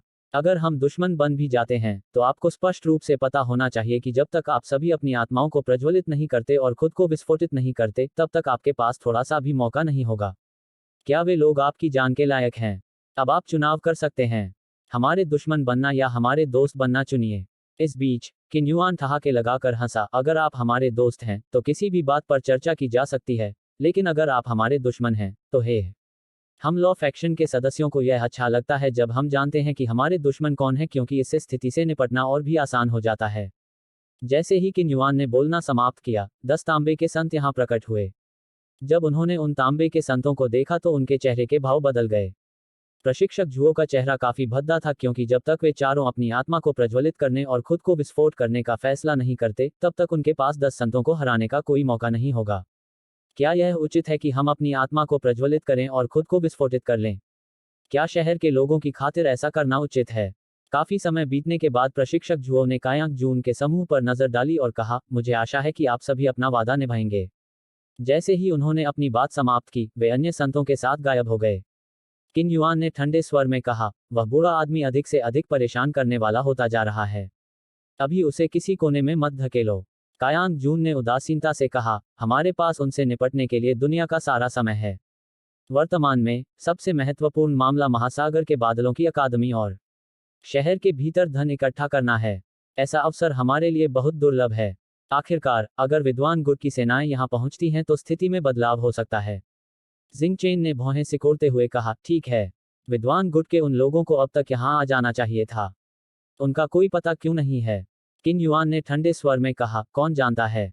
वे लोग हमेशा ही झिझकते रहे हैं, चाहे वे कुछ भी करें। मेरी राय में, हमारी अकादमी में ऐसे लोगों को नहीं होना चाहिए। तुम जो कहते हो उससे सावधान रहो।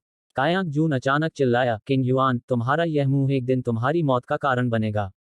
जिंगचेन ने किन युआन की ओर देखा और सपाट लहजे में बोला, मुझे लगता है कि आप उस लड़के के बारे में भूल गए हैं जो हमारी अकादमी में प्रथम स्थान पर है। यह सुनते ही किन युआन के चेहरे पर भाव बदल गए और उसकी आंखों में गहरा भय छा गया। व्हाइट डी अकादमी की युवा पीढ़ी के शीर्ष 10 विशेषज्ञों में से 9 स्थान विधि गुट के थे, लेकिन प्रथम स्थान विद्वान गुट का था। उस व्यक्ति ने कानूनी गुट की युवा पीढ़ी को निराशा से भर दिया। कायांग जून ने चुप्पी तोड़ी और कहा, अब इस बारे में बात नहीं करते। किन युआन, भविष्य में बस सावधान रहना। ठीक है। यांग ये के ठिकाने के बारे में कोई खबर है? जिंगचेन ने अपना सिर हिलाया और कहा, ऐसा लगता है जैसे वह गायब हो गया। किन युआन ठंडी हंसी हंसा, मुझे लगता है कि वह भाग गया या छिप गया। कायांग जून ने कुछ देर तक गहराई से सोचा और फिर उसने कहा, शहर और अकादमी में उसकी प्रतिष्ठा बहुत बढ़िया है। हमें उसे पकड़ना चाहिए या उसे मार देना चाहिए। अन्यथा, जबकि हमारे पास उससे डरने का कोई कारण नहीं है, फिर भी जब वह शहर और अकादमी में सेना इकट्ठा करेगा तो यह हमारा बहुत सारा समय बर्बाद कर देगा। मुझे लगता है कि वह छिपकर हम पर जानलेवा हमला करने की तैयारी कर रहा होगा। इस बीच जिंगचेन ने धीमी आवाज में कहा, मैंने उसकी जांच की है। वह मौत से डरने वाला व्यक्ति नहीं है, या मुझे कहना चाहिए कि वह बहुत वफादार व्यक्ति है। लेकिन उसकी महिलाएं अभी भी हमारे हाथों में हैं। इसलिए उसके भाग जाने की संभावना बहुत कम है। उसे छाया में छिपना चाहिए। चूंकि वह एक वफादार व्यक्ति है, तो क्या उससे निपटना आसान नहीं है? इस बीच किन युआन ने धूर्तता से हंसते हुए कहा, मैं यह मानने से इनकार करता हूं कि अगर हम उसकी महिलाओं के खिलाफ कार्रवाई करेंगे तो वह खुद को नहीं दिखाएगा। कायांग जून ने सिर हिलाया, सच? जिंगचेन ने भौहें सिकोड़ी, लेकिन अगर वह खुद को नहीं दिखाता तो क्या होगा? किसी भी मामले में हम कुछ भी नहीं खोएंगे। किन युआन मुस्कुराया, बेशक, अगर वह अभी भी खुद को नहीं दिखाता है जब उसकी महिलाओं को अपमानित किया जाता है, तो मैं केवल उसके लिए अपनी प्रशंसा व्यक्त कर सकता हूं। वास्तव में उसकी वे महिलाएं वास्तव में बुरी नहीं हैं। बेशक वे तुमसे बहुत दूर हैं, जिंग चेन, लेकिन उनके साथ कुछ मौज मस्ती करना बिल्कुल भी बुरा नहीं होगा। हा हा हा। कायांग जुन ने किन युआन की ओर देखा और कहा, जैसा आप चाहें वैसा करें। किन युआन जोर से हंसा और उठकर दरवाजे की ओर चल पड़ा। वह अचानक रुक गया और दरवाजे पर पहुंचते ही कयांग जून की ओर देखने लगा, और फिर उसने चालाकी से हंसते हुए कहा, क्या तुम भी साथ आने में दिलचस्पी रखते हो? वैसे भी यांग ये के पास काफी महिलाएं हैं। कायांग जून ने जिंगचेन की ओर देखा और फिर वह गंभीरता से बोला, मैं नहीं हूं। जाओ और खुद मजे करो। किन युआन जोर से हंसा और फिर वह मुड़ा और आगे बढ़ गया। हालांकि उसके रास्ते में कोई था। किन युआन की अभिव्यक्ति बदल गई। आप कौन हैं? वह व्यक्ति मुस्कुराया और बोला, मैं यांग ये हूं। अध्याय 1037 गरिमा ही सब कुछ है। जैसे ही उसने यह बात कही, यांग ये ने अपनी मुट्ठी आगे कर दी। किन युआन की कमर पर बंधी तलवार अचानक उसी क्षण म्यान से बाहर निकली, जब यांग ये की मुट्ठी आगे बढ़ी और तेजी से नीचे गिर गई। मुट्ठी और तलवार टकराए। टकराना। तलवार टूट गई और किन युआन उड़ गया। इसके अलावा टक्कर के शक्तिशाली झटके ने पूरे शहर के गवर्नर एस्टेट को पाउडर में बदल दिया। शहर में हर किसी की नज़र तुरंत सिटी गवर्नर एस्टेट की ओर गई, और जब उन्हें पता चला कि यह यांग ये है तो पूरा शहर उत्साह से भर गया। यह यांग ये है। यह डीन यांग है। उसने हमें नहीं छोड़ा है। वह वापस आ गया है। वह वापस आ गया है। हा हा हा। मुझे पता था कि यांग ये के लिए ओशन ऑफ क्लाउड्स एकेडमी के उन लोगों जैसे खलनायकों के साथ खुद को जोड़ना असंभव था। उसने निश्चित रूप से अब तक खुद को नहीं दिखाया था क्योंकि उसे मदद मिल रही थी। हा हा हा। अब जब यांग ये यहाँ है तो देखते हैं कि वे लोग कैसे अहंकारी तरीके से काम करना जारी रखते हैं। यह मत भूलो कि उनके पक्ष में 13 संत हैं, और यदि महासागर के बादलों की अकादमी के बुजुर्गों को शामिल किया जाए तो 17 हैं। लेकिन यांग ये बिल्कुल अकेली है। यह सुनकर भीड़ चुप हो गई। इस बीच किन युआन, जिसे यांग यी ने कुछ ही देर पहले पलटवार किया था, अपनी तलवार को देख रहा था जिसकी सिर्फ मूठ ही उसके हाथ में बची थी, और वह दंग रह गया। मैं वास्तव में उसके एक ही घूंसे से उड़ गया था। कुछ ही देर बाद किन युआन की आंखों में एक क्रूर भाव उभर आया, और वह उग्र रूप से दहाड़ते हुए आगे बढ़ने का इरादा रखता था। हालांकि उसे कयांग जुन ने रोक दिया। मुझे उसे मार डालने दो। किन युआन ने चेहरे पर क्रूर भाव के साथ कायांग जून को देखा। शांत हो जाओ। कायांग जून ने ठहाका लगाया और फिर यांग ये को देखा और कहा, जैसा कि ओशन ऑफ क्लाउड्स अकादमी के पिछले दिन से उम्मीद थी। आप में कुछ योग्यता है और आप वाकई काफी बहादुर हैं। फिर भी आपने ऐसी परिस्थितियों में अकेले हमारे पास आने की हिम्मत की। हालांकि मैं वाकई काफी उत्सुक हूं। हमने आपके बारे में जो जानकारी एकत्र की है उसके आधार पर आप मूर्ख नहीं लगते। जब आप मूर्ख नहीं हैं तो फिर आप यहाँ क्यों आए हैं? यांग यी ने उनकी तरफ देखा और चुप रहा। वह पलटकर बगल की तरफ देखने लगा। अचानक आकाश में प्रकाश की कुछ काली किरणें चमक उठी, और यू बुशुंग, लू वान, एर, शांग किंग और अन्य लोगों को दो छायादार आकृतियों के साथ उसके सामने पहुंचने में ज्यादा समय नहीं लगा। यांग ये स्वाभाविक रूप से मूर्ख नहीं था। उसने यहाँ आने से पहले ही पता लगा लिया था कि यू बुशुंग और अन्य लोगों को कहाँ रखा गया था। इसलिए उसने शहर के गवर्नर एस्टेट की ओर भागते समय उन्हें बचाने के लिए दो छायादार आकृतियां भेजीं। उसका उद्देश्य स्वाभाविक रूप से उन्हें यहाँ रखना और स्थिति में किसी भी अप्रत्याशित बदलाव से बचना था। यांग ये ने अपने दिल में राहत की सांस ली जब उसने देखा कि वे ठीक हैं। भले ही उसने अनुमान लगाया था कि वे ठीक हैं क्योंकि उसने उन्हें तलवार सेवक दिए थे, फिर भी वह अंत में चिंतित था। आखिरकार वे दोनों उसके लिए लगभग मर चुके थे, और वह वास्तव में नहीं चाहता था कि उनके साथ कोई दुर्घटना घटे। सौभाग्यवश वे ठीक थे। यांग ये ने जब देखा कि वे कुछ कहना चाहते हैं तो मुस्कुराकर कहा, यह बहुत अच्छी बात है कि आप दोनों ठीक हैं। मुझे पहले यह सब निपटाने दो। सावधान रहो, यू बुशुंग ने धीरे से कहा। जैसे ही उसने बोलना समाप्त किया, उसने अपना दाहिना हाथ हिलाया और एक संत क्षेत्र तलवार सेवक यांग ये के सामने प्रकट हुआ। वह तलवार सेवक झू युआन उन सभी को सुरक्षित रखने के लिए उसका आखिरी तुरुप का पत्ता था, और उसने इससे पहले इसका इस्तेमाल नहीं किया था क्योंकि यह पूरी तरह से निरर्थक था। आखिरकार उनके पास 13 संत क्षेत्र कठपुतलियां थीं और प्रशिक्षक जुओं के 4 के समूह का समर्थन था। ऐसी परिस्थितियों में एक भी संत पूरी तरह से बेकार था। इसलिए उसने उसे नहीं बुलाया था। इससे निपटें। हाँ, ठीक है, तो चलिए इससे निपटते हैं।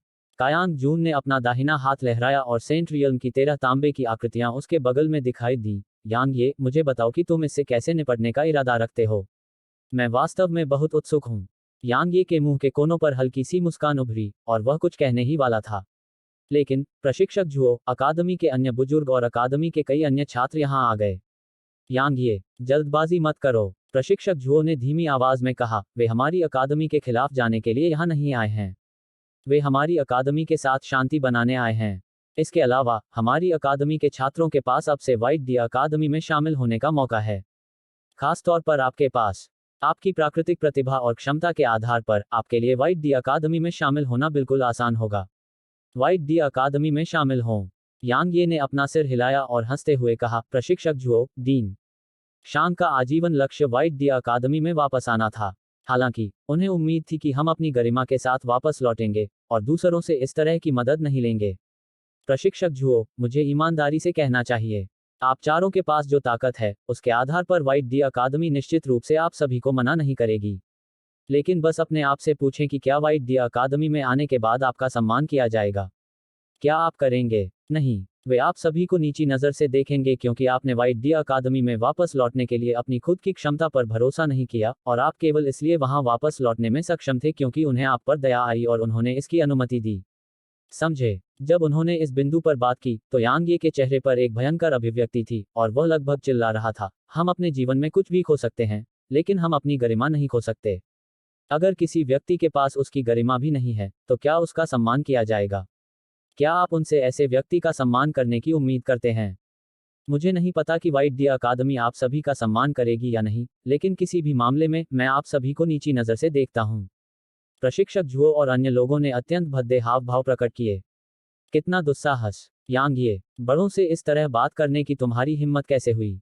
इस बीच छात्रों में से एक ने गुस्से से दहाड़ते हुए कहा, यांग ये, तुम अब डीन नहीं हो, हमारे डीन कायांग जून हैं। अगर तुम समझदार हो तो जल्दी से घुटने टेक दो और आत्मसमर्पण कर दो। कायांग जून दयालु है और शायद तुम्हें जीने दे, अन्यथा तुम एक गंभीर मौत मरोगे। यांग ये ने उस छात्र को देखा और कहा, तुम यह बात एक बार और क्यों नहीं कहते? उस छात्र की अभिव्यक्ति बदल गई। उसने कयांग जून को देखा और कयांग जून के चेहरे पर एक हल्की मुस्कान देखी और इससे उसे राहत महसूस हुई। उसके बाद उसने बगल में 13 संत दायरे की कठपुतलियों पर नजर डाली और इससे यांग ये के लिए उसका डर बहुत कम हो गया। लेकिन वह अभी भी यांग ये से डरता था। इस बीच कायांग जुन ने अचानक उस छात्र को देखा और मुस्कुराया, तुम्हारा नाम क्या है? वह आदमी कयांग जून की बात सुनकर थोड़ा हैरान हुआ और फिर वह बहुत खुश हुआ। वह जानता था कि उसे भविष्य में सेंट्रल डिवाइन प्रीफेक्चर जाने और वाइट डी अकेडमी में शामिल होने के लिए कयांग जून के समूह पर निर्भर रहना होगा। अब जब कयांग जून ने उसे देखा था तो यह साबित हो गया था कि उसने कयांग जून के समूह का पक्ष लेने की कोशिश बेकार में नहीं की थी। उसने तुरंत कहा, मेरा नाम डूमिंग है। कयांग जून ने मुस्कुराते हुए कहा, बुरा नहीं है, मैं तुम्हें याद रखूंगा। ठीक है, उसने तुमसे फिर से कहने के लिए कहा था। तो करो, तुम किस बात से डरते हो? यह सुनते ही डूमिंग तुरंत आत्मविश्वास से भर गया और फिर उसने यांग ये को देखा और ठंडी हंसी में कहा, यांग ये, अपनी आंखें खोलो और ध्यान से देखो। हमारे पास 13 संत हैं और अगर प्रशिक्षक जुओ और अन्य को शामिल किया जाए तो यह संख्या 17 हो जाती है।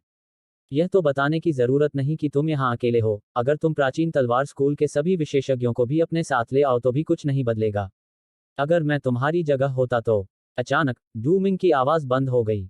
यहाँ मौजूद सभी लोग दंग रह गए क्योंकि डूमिंग जो कायांग जुन के बगल में खड़ा था अचानक यांग ये के सामने आ गया था और यांग ये ने उसका गला पकड़ रखा था। कायांग जून और अन्य लोगों के चेहरे के भाव बदल गए और साथ ही साथ उन्होंने गंभीर भाव प्रकट किए। वे लगभग उसी समय हाई अलर्ट पर चले गए थे। उसी समय 13 तांबे की आकृतियां उनके सामने खड़ी थीं। यांग यी की गति बहुत तेज थी। यह इतनी तेज थी कि इससे वे भयभीत हो गए। जिंगचेन ने गंभीरता से कहा, गति के नियम। उसकी टोपी भी दिव्य पद पर है। कायांग जून ने अपनी मुट्ठियां भींच लीं। उसके चेहरे पर बेफिक्री का भाव गायब हो गया था और उसके चेहरे पर केवल हत्या का इरादा बचा था। इस समय डूमिंग की आंखें चौड़ी हो गईं और उसकी आंखों में भय था। यांग ये ने ठहाका लगाया और फिर उसने अपने बाएं हाथ से कायांग जून की ओर इशारा करते हुए कहा, तुम्हारा आत्मविश्वास उसी से आया है, लेकिन क्या तुमने देखा? अगर मैं तुम्हें मारना चाहता हूं तो वह बस देख सकता है। यांग ये, भले ही उसने तुम्हें मौखिक रूप से अपमानित किया हो, लेकिन वह मौत का हकदार नहीं है। इस बीच प्रशिक्षक जुओ ने धीमी आवाज में कहा, इसके अलावा तुम अब मेरी अकादमी के डीन नहीं हो, इसलिए यह सब मेरे महासागर के बादलों की अकादमी और शहर का आंतरिक मामला है। तुम्हें हस्तक्षेप करने की कोई आवश्यकता नहीं है। बस प्राचीन तलवार स्कूल में वापस जाओ। दरार, हड्डियां टूटने की आवाज गूंज उठी। जब प्रशिक्षक जुओ और अन्य बुजुर्गों ने डूमिंग की गर्दन को टूटते देखा तो उनके चेहरे पर उदासी छा गई। कयांग जून की आंखें भी सिकुड़ गईं, लेकिन उसने फिर भी कुछ नहीं किया क्योंकि वह उन्हें एक दूसरे को मारते हुए देखकर खुश था। प्रशिक्षक जुओ ने धीमी आवाज में कहा, यांग ये, क्या तुम्हें पता है कि तुम क्या कर रहे हो? यांग ये ने हंसते हुए कहा, मैं इसी तरह काम करता हूं। अगर दूसरे मेरा सम्मान करते हैं तो मैं उनका सम्मान करता हूँ, अगर वे मुझे आराम नहीं देते तो मुझे खेद है। मैं यांग ये परवाह नहीं करता कि वह व्यक्ति कौन है। प्रशिक्षक झुओ, मैं डीन नहीं बनना चाहता था, लेकिन आपने मुझे वह पद लेने के लिए मजबूर किया। ठीक है, मैंने डीन शांग की खातिर ऐसा किया, लेकिन अब आप नहीं चाहते कि मैं फिर से डीन बनूं। मुझे आपसे एक बात पूछने दो, क्या मैं ऐसा दिखता हूं कि आप मेरे साथ अपनी मर्जी से खिलवाड़ कर सकते हैं? जब आप चाहें तो मुझे डीन होना चाहिए, और जब आप न चाहें तो मुझे डीन नहीं होना चाहिए।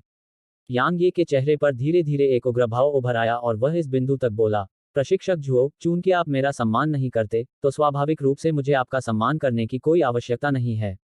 अब मैं आपको यह सबके सामने बताऊंगा। जब तक डीन शांग वापस नहीं आते और मुझे डीन के पद से नहीं हटाते, तब तक मैं डीन हूं। प्रशिक्षक झुओ की आंखें थोड़ी सिकुड़ गईं, और उनमें हत्या के इरादे का एक निशान था। यांग ये, आपको महासागर के बादलों की अकादमी के लिए निर्णय लेने का कोई अधिकार नहीं है। क्या ऐसा है? यांग ये ने हंसते हुए कहा, और फिर उसने अकादमी के छात्रों की ओर देखा और फिर कहा, जो लोग अभी भी मुझे डीन के रूप में पहचानते हैं, वे यहाँ खड़े हो जाएं। याद रखें कि आपके पास केवल एक ही मौका है। उसकी आवाज भारी हो गई जब उसने दोहराया, याद रखें कि आपके पास केवल एक ही मौका है। प्रशिक्षक झुओ के मुंह के कोनों पर उपहास की एक लकीर उभर आई। हालांकि यांग ये की अकादमी में काफी प्रतिष्ठा थी, लेकिन क्या वह उनसे तुलना कर सकता था? यह असंभव था। निश्चित रूप से, फैंग बुचाओ और अन्य लोगों के अलावा, जिन्होंने यांग यी के साथ जीवन और मृत्यु का अनुभव किया था, अन्य कोई आगे नहीं बढ़ा। कितना हास्यास्पद है। यांग ये, क्या अब तुम्हें समझ में आया? ओशन ऑफ क्लाउड्स अकादमी को तुम्हारे जैसे डीन की जरूरत नहीं है। किन युआन ने मजाक उड़ाया, क्या तुम अब भी खुद को अपमानित करना जारी रखोगी? यांग ये ने प्रशिक्षक झुओ और अन्य लोगों को बहुत देर तक देखा, और फिर उसने कायांग जून के समूह की ओर देखा। मैंने अकादमी से काम पूरा कर लिया है। अब हम अपने बीच के काम को निपटा लें। क्या तुम इस अवधि के दौरान अकादमी और शहर से जो कुछ भी लूट चुके हो, उसे उगल दोगे, या मुझे तुम्हें ऐसा करने के लिए मजबूर करना चाहिए? तुम किन युआन ठहाके लगाकर हंसा और हमला करने ही वाला था, लेकिन कायांग जून ने उसे रोक दिया। कायांग जून ने प्रशिक्षक झुओ को देखते हुए हंसते हुए कहा, बड़े झुओ, आपने कहा था कि आप यांग ये से निपटेंगे। ठीक है, मैं उन छात्रों को भी नहीं देखना चाहता जिन्होंने ओशन ऑफ क्लाउड्स अकादमी को धोखा दिया। प्रशिक्षक झुओ चुप हो गए, और थोड़ी देर बाद उन्होंने फैंग बुचाओ और यांग ये के पीछे खड़े अन्य लोगों को देखा। मैं आप सभी को एक आखिरी मौका देता हूं। अगर आप अभी यहां आए तो मैं आपकी गलतियों को माफ कर दूंगा। फैंग बुचाओ और अन्य लोगों ने एक दूसरे को देखा और फिर अपना सिर हिलाया। प्रशिक्षक झुओ की आंखें थोड़ी सिकुड़ गईं, और फिर उनके भीतर एक ठंडी चमक चमक उठी, उन्हें मार डालो। जैसे ही उन्होंने यह सुना, प्रशिक्षक झुओ के पीछे के छात्रों ने यांग ये के समूह पर हमला कर दिया। प्रशिक्षक झुओ और अन्य 3 संतों की निगाहें यांग ये पर टिकी थीं, और उनकी आभाएं यांग ये पर टिकी थीं।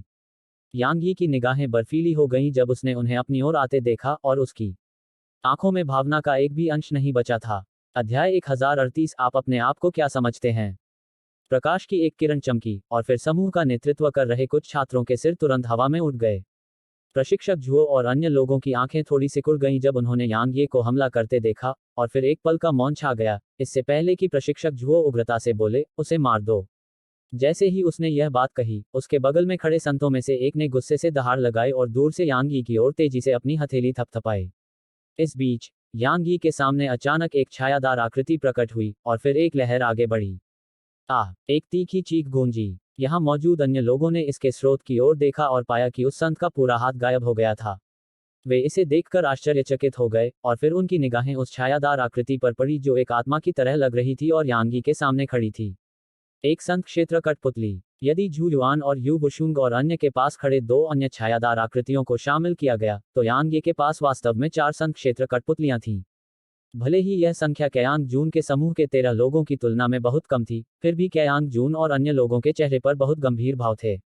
क्योंकि उस छायादार आकृति द्वारा किया गया हमला बहुत ही रहस्यमय था, और वह कठपुतली भी बहुत भयानक थी।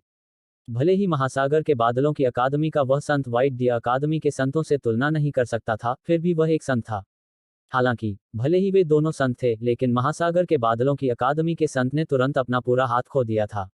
इसके अलावा, अगर वह आखिरी क्षण में चकमा नहीं देता तो उसकी मौके पर ही मौत हो जाती। क्या उनके बीच का अंतर इतना बड़ा है?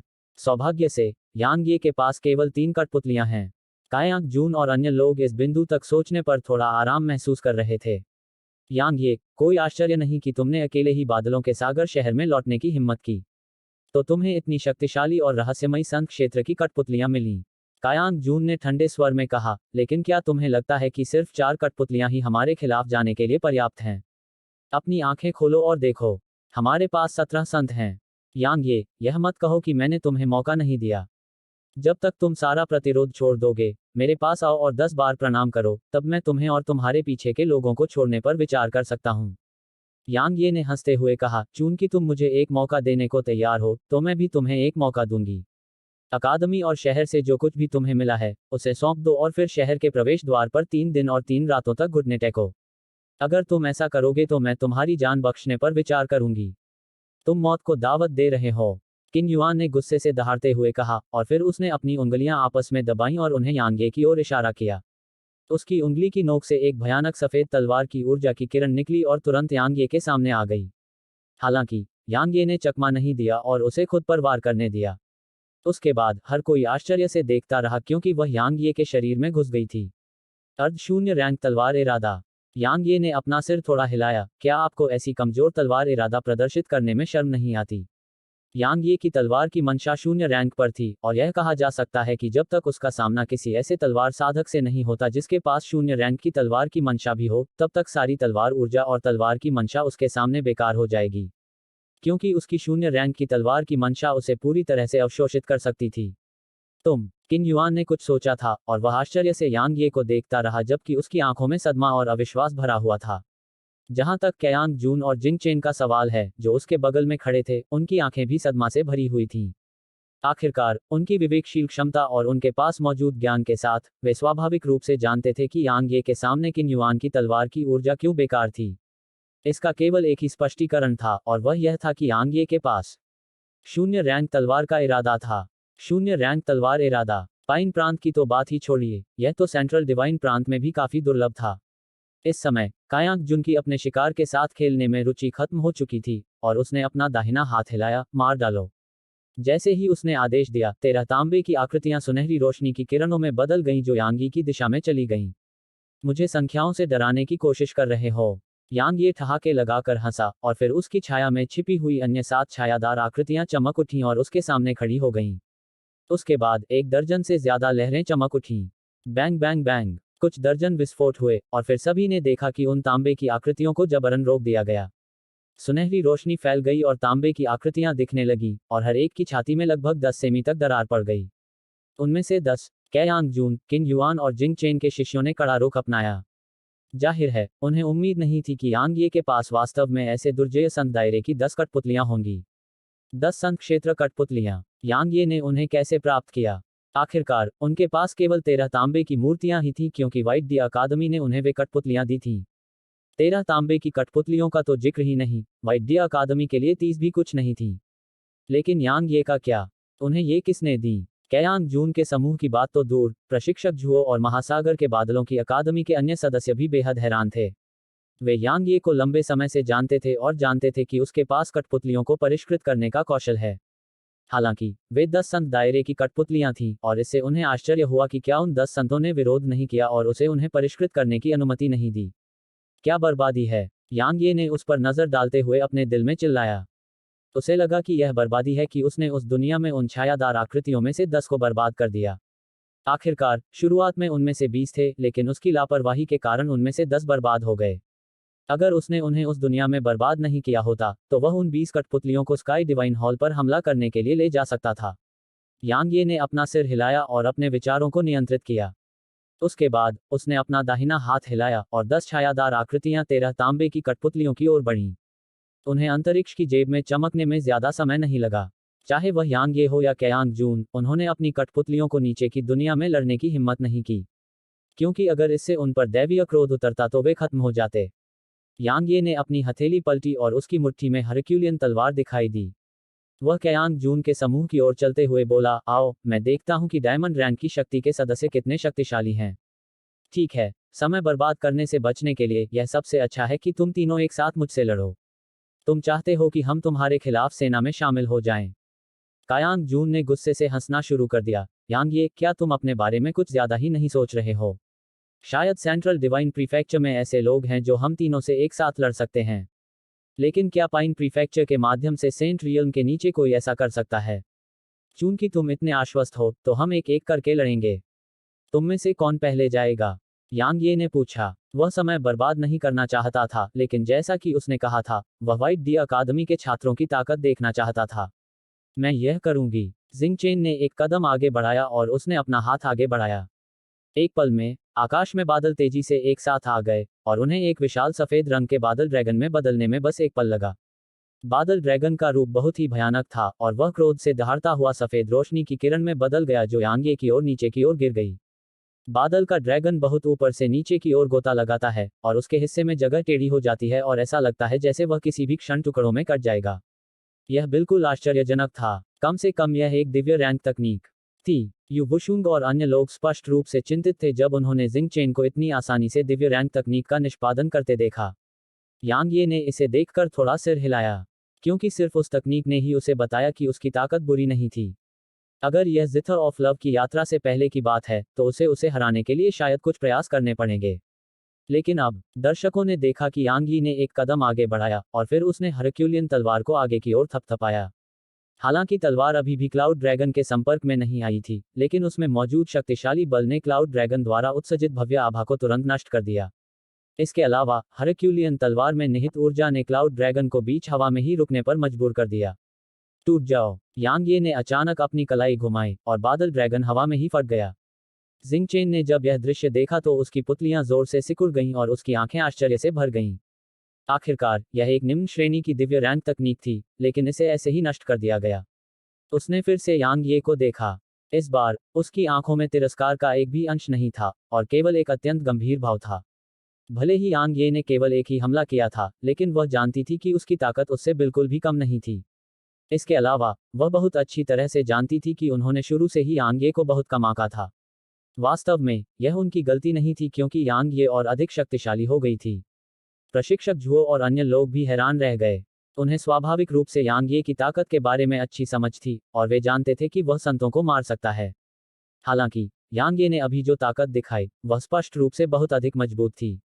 आखिरकार यांग ये ने पहले अपनी शून्य रैंक तलवार की मंशा या किसी भी शक्तिशाली तकनीक का उपयोग नहीं किया था। यांग ये ने बस अपनी शारीरिक शक्ति का उपयोग किया था।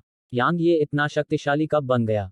महिला एक पल के लिए चुप हो गई, फिर उसने अपने दोनों हाथ ऊपर उठाए और यह स्पष्ट था कि वह फिर से हमला करने का इरादा रखती थी।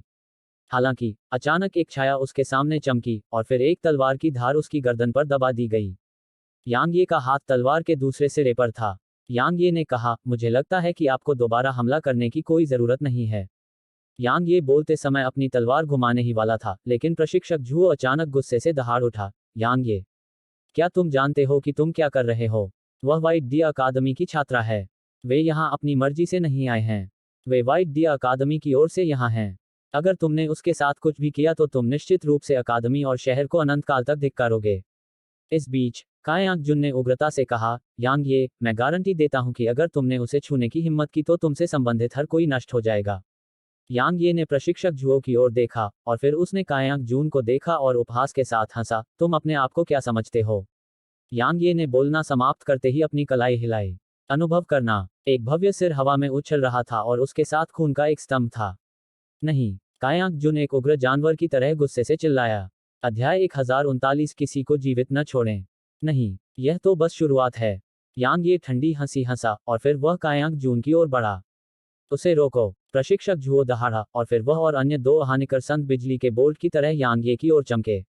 जहां तक उनका सवाल है, यांग ये निश्चित रूप से कायांग जून और उसके साथियों को मारकर अकादमी में तबाही ला रहा था। यांग ये को इसकी परवाह नहीं थी, लेकिन उन्हें ऐसा करना पड़ा। अगर उन्होंने यांग ये को कायांग जून और अन्य लोगों को मारने दिया तो यह स्पष्ट हो जाएगा कि व्हाइट डी अकादमी में लौटने की उनकी योजनाएं सिर्फ एक सपना होंगी। इसलिए कायांग जून और उसके साथियों को बिल्कुल भी मरने नहीं दिया जा सकता था। अचानक हरे और लाल प्रकाश की एक किरण आसमान से नीचे उतरी और उन्हें यांग यी के सामने उतरने और प्रशिक्षक झुओ के समूह को बाधित करने में बस एक पल लगा। प्रकाश गायब हो गया और किंग और हॉर्न की आकृतियां प्रकट हो गईं। प्रशिक्षक झुओ और अन्य दो संत तुरंत रुक गए जब उन्होंने किंग और हॉर्न को देखा, और फिर प्रशिक्षक झुओ ने अपने चेहरे पर एक उदास भाव के साथ कहा, ये मेरे महासागर के बादलों की अकादमी के आंतरिक मामले हैं। मुझे आशा है कि आप हस्तक्षेप नहीं करेंगे। किंग ने प्रशिक्षक झुओ पर कोई ध्यान नहीं दिया और केवल यांग ये को देखता रहा। यांग ये ने उन पर नजर डाली और फिर उसकी नजर हांग पर पड़ी। इस समय हांग एक संत थी, लेकिन उसकी आभा स्पष्ट रूप से प्रशिक्षक जुओ और अन्य लोगों की तुलना में कमजोर थी जो संत क्षेत्र में वरिष्ठ थे। तुम क्या देख रहे हो?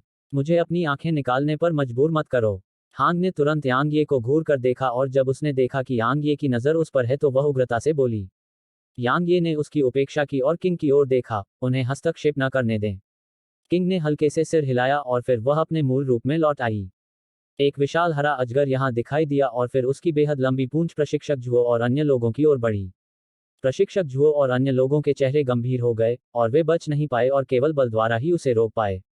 अंत में प्रशिक्षक जुओ और अन्य लोगों ने रेडियंट आयाम के अलिखित नियम का उल्लंघन करने की हिम्मत नहीं की और वे क्विंग के साथ अंतरिक्ष के एक हिस्से में घुस गए और वहां क्विंग से युद्ध किया।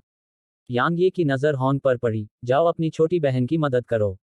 मुझे यह बताने की जरूरत नहीं है, हांग ने ठंडे स्वर में कहा, और फिर वह लाल रोशनी की किरण में बदल गई जो आकाश में चली गई और एक पल में गायब हो गई। यांग ये। इस बीच कायांग जून जो जिंग चेन की लाश को अपनी बाहों में पकड़े हुए था, अचानक उठ खड़ा हुआ। उसकी आंखें पूरी तरह से लाल हो गई थीं, जबकि उसके चेहरे पर एक क्रूर भाव था और उसकी हत्या की मंशा साफ दिखाई दे रही थी। यांग ये ने हरक्यूलियन तलवार को थोड़ा ऊपर उठाया और उसे कायांग जून और किन युआन की ओर इशारा किया, आओ मेरे साथ मिलकर हमला करो। जब उसने यह कहा तो वह घमंडी नहीं था। उसकी वर्तमान ताकत का तो जिक्र ही न करें, यहां तक कि उसकी पिछली ताकत भी ऐसी थी जिसे पार करना उनके लिए असंभव था। अगर उसकी पिछली ताकत की तुलना उसकी वर्तमान ताकत से की जाए, तो फर्क सिर्फ इतना होगा कि अब उनसे निपटना बहुत आसान है, बहुत आसान। जिंग चेन का बड़ा भाई वाइट डी अकादमी में 15वें स्थान पर है। क्या तुम्हें पता है कि मेरी वाइट डी अकादमी की रैंकिंग कैसी है? कायांग जून ने उग्र स्वर में कहा, तुम्हें नहीं पता। यांग ये, तुमने जो किया है उसके लिए तुम्हें इतनी भयानक कीमत चुकानी पड़ेगी कि तुम उसे बर्दाश्त नहीं कर पाओगे। मेरा विश्वास करो, तुम एक दयनीय मौत मरोगे। 15 तारीख। यांग ये ने हंसते हुए कहा, वह काफी दुर्जय लगता है। ठीक है, मैं वास्तव में तुम दोनों पर अपनी सांसें बर्बाद करने के मूड में नहीं हूं। चूंकि तुम हमला करने से इनकार करते हो, तो मुझे अनुमति दो। जैसे ही उसने बोलना समाप्त किया, यांग ये ने तेजी से अपना दाहिना पैर जमीन पर पटका और एक धमाका हुआ और उसके पैरों के नीचे की जमीन ढह गई। इस बीच उसने तुरंत कायांग जून और किन युआन के सामने आने के लिए काउंटरफोर्स पर भरोसा किया और फिर हरक्यूलियन तलवार उन पर टूट पड़ी। कायांग जुन और किन युआन के भाव बदल गए और वे केवल अपनी हथेलियां उठा सकते थे और प्रतिक्रिया करने के लिए जो कम समय उनके पास था उसमें उन्हें आगे की ओर थप्पड़ मार सकते थे। दो विशाल हथेलियां, जिनमें भयानक शक्ति थी, ने यांग ये की हरक्यूलियन तलवार पर थप्पड़ मारा। टकराना। एक बहुत बड़ा विस्फोट हुआ। दरार। यांग ये की तलवार के सामने दोनों विशाल हथेलियां हिंसक रूप से हिल गईं और फिर अनगिनत दरारें उन पर छा गईं। कैयांग जून और किन युआन इस दृश्य से चौंक गए क्योंकि उन्होंने कभी नहीं सोचा था कि यांग ये वास्तव में अकेले ही उनकी संयुक्त सेना के खिलाफ लड़ने में सक्षम था। इसके अलावा यांग ये अभी भी सिर्फ अपनी शारीरिक शक्ति का उपयोग कर रहा था। उसका शरीर कितना मजबूत है। टूट जाओ। यांग ये ने गुस्से से दहाड़ते हुए अपनी कलाई मोड़ी। टकराना। एक बहुत बड़ा विस्फोट हुआ, जिससे हथेलियां तुरंत टुकड़ों में फट गईं और फिर ऊर्जा की लहरें आसपास की ओर बह गईं। कैयांग जून और किन युआन लगभग 3 किलोमीटर दूर तुरंत नष्ट हो गए, जबकि यांग ये मौके पर स्थिर रहे। क्योंकि उनके शून्य रैंक तलवार के इरादे ने ऊर्जा की लहर को तुरंत टुकड़ों में बदल दिया था जब वह उनके करीब आई थी। बिजली की चमक। इस बीच कायांग जून की क्रोध भरी चीख पूरे इलाके में गूंज उठी। आसमान में बादल अचानक फट गए, जब बादलों के पीछे से बिजली की विनाशकारी चापों वाली एक बड़ी उंगली निकली और यांग ये की ओर उतरी। जहां जहां से वह गुजरी, वहां वहां बिजली की एक लंबी चाप बनी रही और उसने अपने आसपास के स्थान को चीरकर नष्ट कर दिया। यह कम से कम एक मध्यम श्रेणी की दिव्य रैंक तकनीक थी। बादलों के सागर शहर के अनगिनत साधक इस दृश्य को देखकर चौंक गए और वे पीछे की ओर भागने लगे और लगभग 10 किलोमीटर दूर जाने के बाद ही रुके। हालांकि उंगली में निहित शक्तिशाली ऊर्जा ने अभी भी उनकी आत्माओं को झकझोर दिया। यू बुशुंग और बाकी लोग भी एक तरफ हट गए थे, क्योंकि अगर वे अब यांग यी के करीब रहेंगे तो वे उसके लिए बोझ बन जाएंगे। इसके अलावा उनकी आंखें चिंता से भरी हुई थीं। यांग ये की आंखों में भी थोड़ी गंभीरता थी। कहने की जरूरत नहीं कि कायांग जून में कुछ कौशल था। आखिरकार एक मध्यम श्रेणी की दिव्य रैंक तकनीक को सिर्फ इसलिए सफलतापूर्वक विकसित नहीं किया जा सकता क्योंकि किसी के पास वह तकनीक है। यह उसके विनाश की दिव्य मुट्ठी या विचार से मृत्यु की तरह ही था, उनकी बहुत कठोर आवश्यकताएं थीं। हा, यांग ये, यह एक मध्यम श्रेणी की दिव्य रैंक तकनीक है। यह वह तकनीक है जिसके लिए कायांग जून जाना जाता है। मुझे देखना है कि आप इसे कैसे रोकेंगे। किन युआन पागलों की तरह दहाड़ उठा। वह एक तलवार साधक था और यांग ये के पास शून्य रैंक की तलवार की मंशा थी, इसलिए वह यांग ये के सामने पूरी तरह से शक्तिहीन था। इससे उसे पूरी तरह से पीड़ा महसूस हुई। यांग ये ने किन युआन की अनदेखी की और अपनी हथेली को पलट दिया। हरक्यूलियन तलवार को तुरंत येलो स्प्रिंग से बदल दिया गया। शून्य रैंक तलवार की मंशा उसके भीतर से बाहर निकल गई, जबकि येलो स्प्रिंग्स उसकी मुट्ठी में था, और फिर वह प्रकाश की एक किरण में बदल गया जो अंतरिक्ष को चीरती हुई आसमान में चली गई। प्रकाश की किरण हवा में विशाल उंगली से टकराए। इसके बाद एक क्षण का मौन छा गया। टकराना, ऐसा लगा जैसे पूरी दुनिया में बिजली चमक उठी हो और आसमान जोर से हिल गया हो। दर्शकों ने देखा कि कैसे विशाल उंगली तुरंत टुकड़ों में फट गई, और फिर ऊर्जा की असंख्य तरंगें आकाश में फैल गईं, जिससे आसपास का स्थान भी उनके सामने विकृत हो गया। कैयांग जून और किन युआन इस दृश्य को देखकर चकित रह गए। यह दृश्य कैयांग जून के लिए विशेष रूप से महत्वपूर्ण था। यांग ये के हमले की ताकत देखकर उनका दिमाग खाली हो गया था। यहां तक मध्यम श्रेणी की दिव्य रैंक तकनीक भी उसके खिलाफ बेकार है। आखिरकार अतीत में संत भी उसकी इस तकनीक के खिलाफ जाने की हिम्मत नहीं कर पाते थे। हालांकि यांग ये, जो कि केवल एक मध्यम श्रेणी का अर्ध संत था, ने आमने सामने की टक्कर में इसे नष्ट कर दिया था। क्या वह वास्तव में पाइन प्रांत से है, न कि सेंट्रल डिवाइन प्रांत से? ओह! अचानक आकाश में तलवार की आवाज गूंजी, और फिर तलवार की ऊर्जा की एक किरण बिजली की तरह कायांग जून और किन युआन की ओर गिरी। कैयांग जून और किन युआन भयभीत थे। उन्होंने यांग ये के हमलों की ताकत को व्यक्तिगत रूप से देखा था, इसलिए वे इसका विरोध कैसे कर सकते थे? वे भागना चाहते थे, लेकिन वे यह देखकर चौंक गए कि भयानक इरादे की एक डोर ने उन्हें पहाड़ की तरह दबा दिया था, जिससे वे एक इंच भी हिल नहीं पा रहे थे। इसलिए उनके पास सेना में शामिल होने और यांग ये के हमले का सामना करने के अलावा कोई विकल्प नहीं था। उन्होंने तुरंत यांग ये के हमले की ओर अपनी हथेलियां थपथपाईं, और दो विशाल हथेलियां एक बार फिर आगे बढ़ीं और यांग ये के हमले के खिलाफ पटक दीं। टकराना, तलवार की ऊर्जा ने तुरंत उन विशाल हथेलियों को टुकड़ों में उड़ा दिया और उन पर प्रहार किया। बंदूक, बंदूक, दोनों ने मुंह में खून थूका और उनकी आकृतियां उड़ गईं। अद्भुत! इस समय पूरे शहर में अनगिनत साधकों का खून बह रहा था। उस छोटी अवधि के दौरान जब कैयांग जून के समूह ने शहर और अकादमी पर नियंत्रण कर लिया था, यह उनके लिए एक बुरे सपने जैसा था। अगर वे ईमानदार थे, तो वे शहर छोड़ना नहीं चाहते थे, या यह कहा जाना चाहिए कि उनमें से कई लोग शहर को अपने घर की तरह मानते थे। लेकिन जैसे ही कैयांग जून का समूह यहां पहुंचा, उन्होंने शहर के निवासियों को लूटना शुरू कर दिया। इसके अलावा, जो लोग मना करते थे, उन्हें कैयांग जून के समूह द्वारा मार दिया जाता था। इसलिए शहर के निवासियों ने अपने गुस्से को आवाज देने की हिम्मत नहीं की। अब जब उन्होंने देखा कि कैयांग जून और अन्य लोग या तो मारे गए या पराजित हो गए, तो उनके भीतर दबा हुआ गुस्सा आखिरकार फूट पड़ा। खांसी खांसी, कैयांग जून और किन युआन धीरे धीरे जमीन से ऊपर रेंगते हुए आए। इस बीच यांग ये उनके सामने प्रकट हुआ, और फिर शून्य रैंक तलवार की मंशा ने उन पर दबाव डाला और उन्हें वापस जमीन पर गिरा दिया। किंग युआन ने अपना सिर उठाया और यांग ये पर नाराजगी से देखा। यांग ये, यदि आपने हमें मारने की हिम्मत की, तो व्हाइट डी अकादमी निश्चित रूप से महासागर के बादलों की अकादमी और महासागर के बादलों के शहर का वध कर देगी। अनुभव करना। किन युआन ने अभी बोलना समाप्त ही किया था कि प्रकाश की एक किरण चमकी, और फिर उसका सिर जमीन पर लुढ़क गया, जबकि उसकी गर्दन से खून का फव्वारा फूट पड़ा। कायांग जून तुरंत ही भयानक रूप से पीला पड़ गया। यांग ये ने येलो स्प्रिंग्स को कायांग जून के माथे के बीच में दबाया। मुझे आपकी उन 13 कठपुतलियों में वाकई दिलचस्पी है। मैं उन्हें कैसे नियंत्रित करूं? तुम उन्हें नियंत्रित करना चाहते हो? हाहा, यांग ये, तुम सपना देख रहे हो। कायांग जून पागलों की तरह हंसा। यांग ये, अगर तुम चाहो तो मुझे मार दो। अपनी सांसें क्यों बर्बाद कर रहे हो? मेरी अकादमी में कोई भी मौत से नहीं डरता। जैसी आपकी इच्छा। प्रकाश की एक किरण चमकी, और फिर कायांग जून का सिर जमीन पर लुढ़क गया और किन युआन के सिर के ठीक पास रुक गया। उन्हें मारने के बाद यांग ये ने अपना दाहिना हाथ हिलाया और उनके स्थानिक छल्ले तुरंत उसकी हथेली में उड़ गए। उसने उनकी सामग्री पर नजर डाली और उन्हें यू वुशुंग की ओर फेंक दिया। उन्होंने जो कुछ भी लिया है वह सब इनमें है। मैं इसे तुम्हारे ऊपर छोड़ता हूँ। यू वुशुंग ने यांग ये की ओर देखा और सिर हिलाया। यांग ये ने अपना सिर उठाया और आसमान की ओर देखा, और फिर उसने अपने दिल में एक आदेश जारी किया। 10 छायादार आकृतियां तुरंत उसके सामने प्रकट हुईं। उसी समय 13 तांबे की आकृतियां कैयांग जून की लाश के पास दिखाई दीं। इस समय सभी 13 तांबे की कठपुतलियां बुरी तरह क्षतिग्रस्त हो गई थीं और टूटने के कगार पर थीं, लेकिन वे अभी भी लड़ सकती थीं। यांग ये उन तांबे की कठपुतलियों का अध्ययन करने ही वाला था जब किंग और होंग उसके सामने आए, और उनके चेहरे थोड़े पीले थे जबकि उनके मुंह के कोने पर खून देखा जा सकता था। किंग ने कहा, हम उन्हें अब और नहीं रोक सकते। यांग ये ने पलटकर देखा कि प्रशिक्षक जुओ का समूह आसमान से उतर रहा है। जब उन्होंने कैयांग जून और किन युआन की लाशें देखी तो उनके हाव भाव एकदम बदल गए। प्रशिक्षक जुओ ने यांग ये की ओर उंगली उठाई और गुस्से से चिल्लाया, यांग ये, क्या तुम्हें एहसास है कि तुमने क्या किया है? तुम हमारी अकादमी में विपत्ति लाओगे। यांग ये ने उन पर नजर डाली, और फिर उसने दूर खड़े छात्रों पर नजर डाली। उसने कुछ देर तक गहराई से सोचा और फिर उसने कहा, किसी को भी जिंदा मत छोड़ना, किसी को भी जीवित न छोड़ें। अध्याय 1040 विकल्प। किसी को भी जीवित नहीं छोड़ना। सब लोग अचंभित रह गए। उसका क्या मतलब है? वह अकादमी के सभी छात्रों और बुजुर्गों को मार डालना चाहता है। हे भगवान, क्या वह मजाक कर रहा है? अनगिनत साधक अविश्वास से यांग ये को देख रहे थे। जाहिर है, उन्हें उम्मीद नहीं थी कि यांग ये प्रशिक्षक झुओ और अन्य लोगों के प्रति हत्या की मंशा जगाएगा। इस समय प्रशिक्षक झुओ और अन्य लोग भी दंग रह गए। यांग ये हमें मारना चाहता है। वह वास्तव में हमें मारना चाहता है।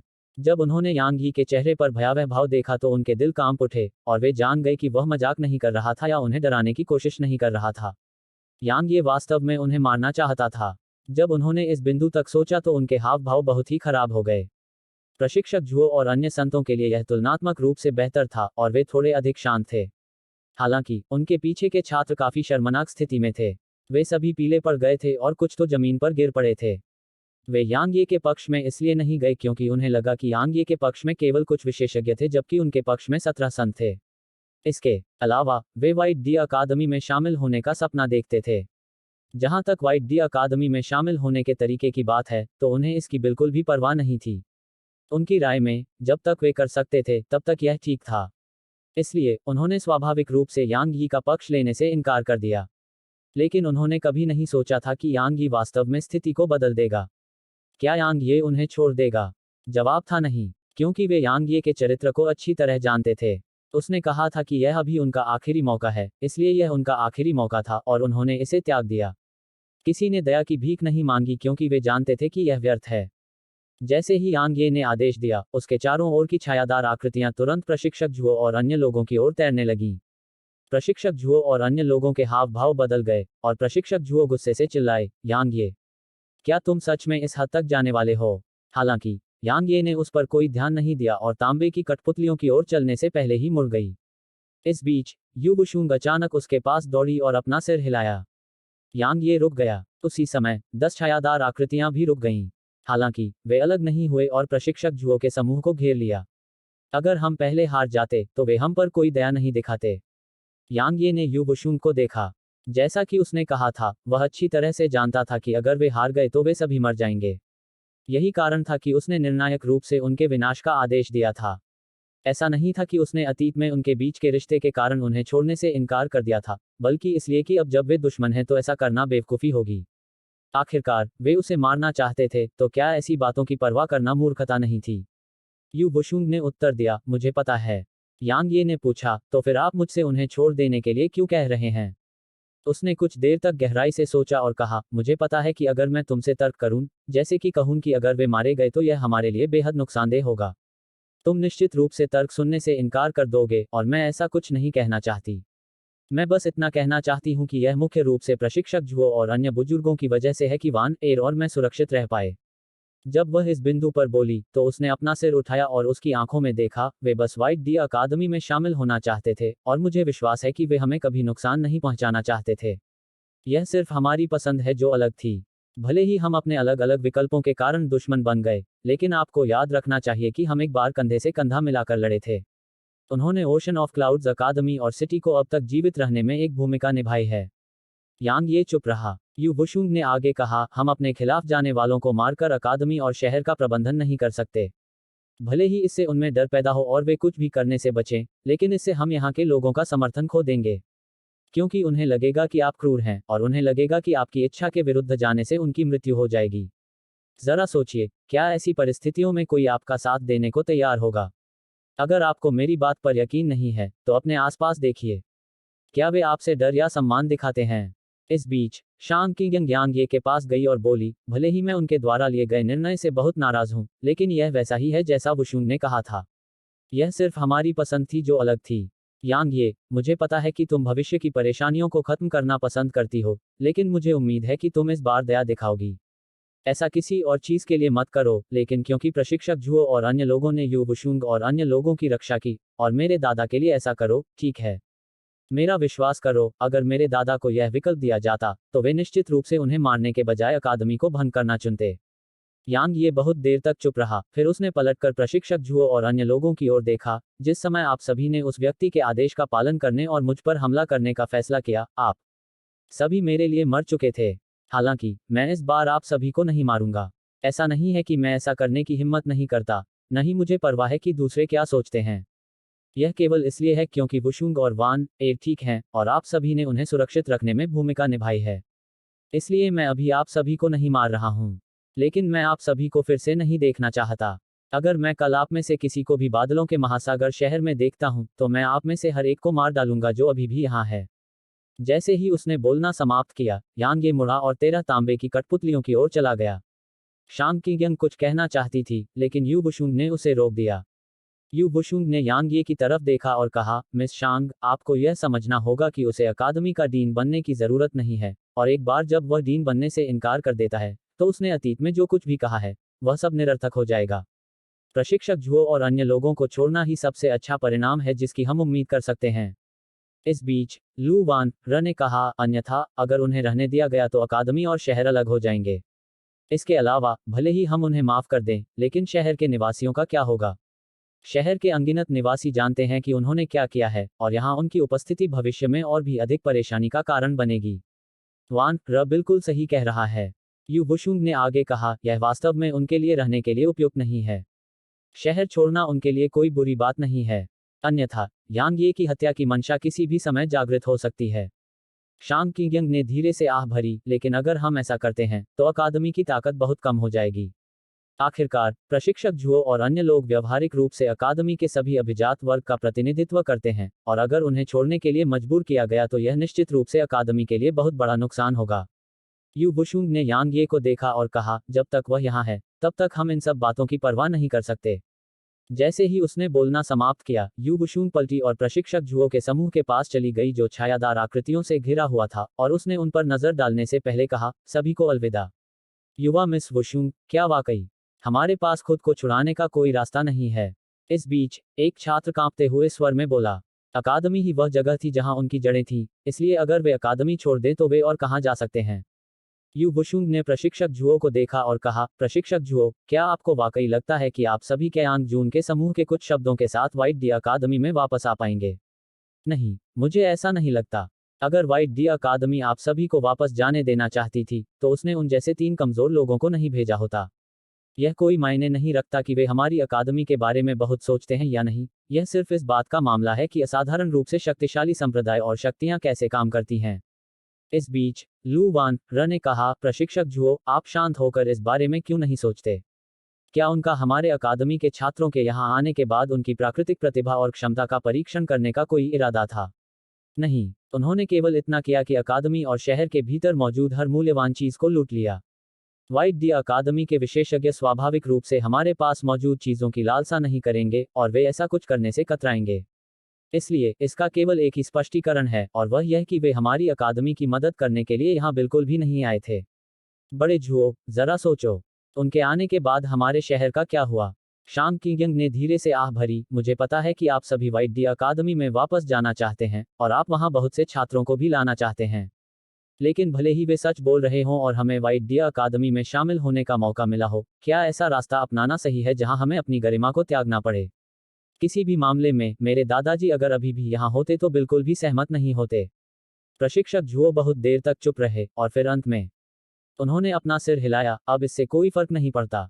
ऐसा कैसे नहीं हो सकता? यू बुशुंग ने आगे कहा, अगर तुम्हें अपनी गलतियों का एहसास हो गया है, तो तुम्हारे पास अभी भी एक मौका है। प्रशिक्षक झुओ ने उसकी ओर देखा और पूछा, तुम्हारा क्या मतलब है? यू बुशुंग ने एक पल के लिए गहराई से सोचा और कहा, यदि आप अभी भी महासागर के बादलों की अकादमी में वापस जाना चाहते हैं, तो आप सभी शहर छोड़ने के बाद प्राचीन तलवार स्कूल जा सकते हैं। मुझे लगता है कि वे निश्चित रूप से आप सभी को स्वीकार करने में प्रसन्न होंगे।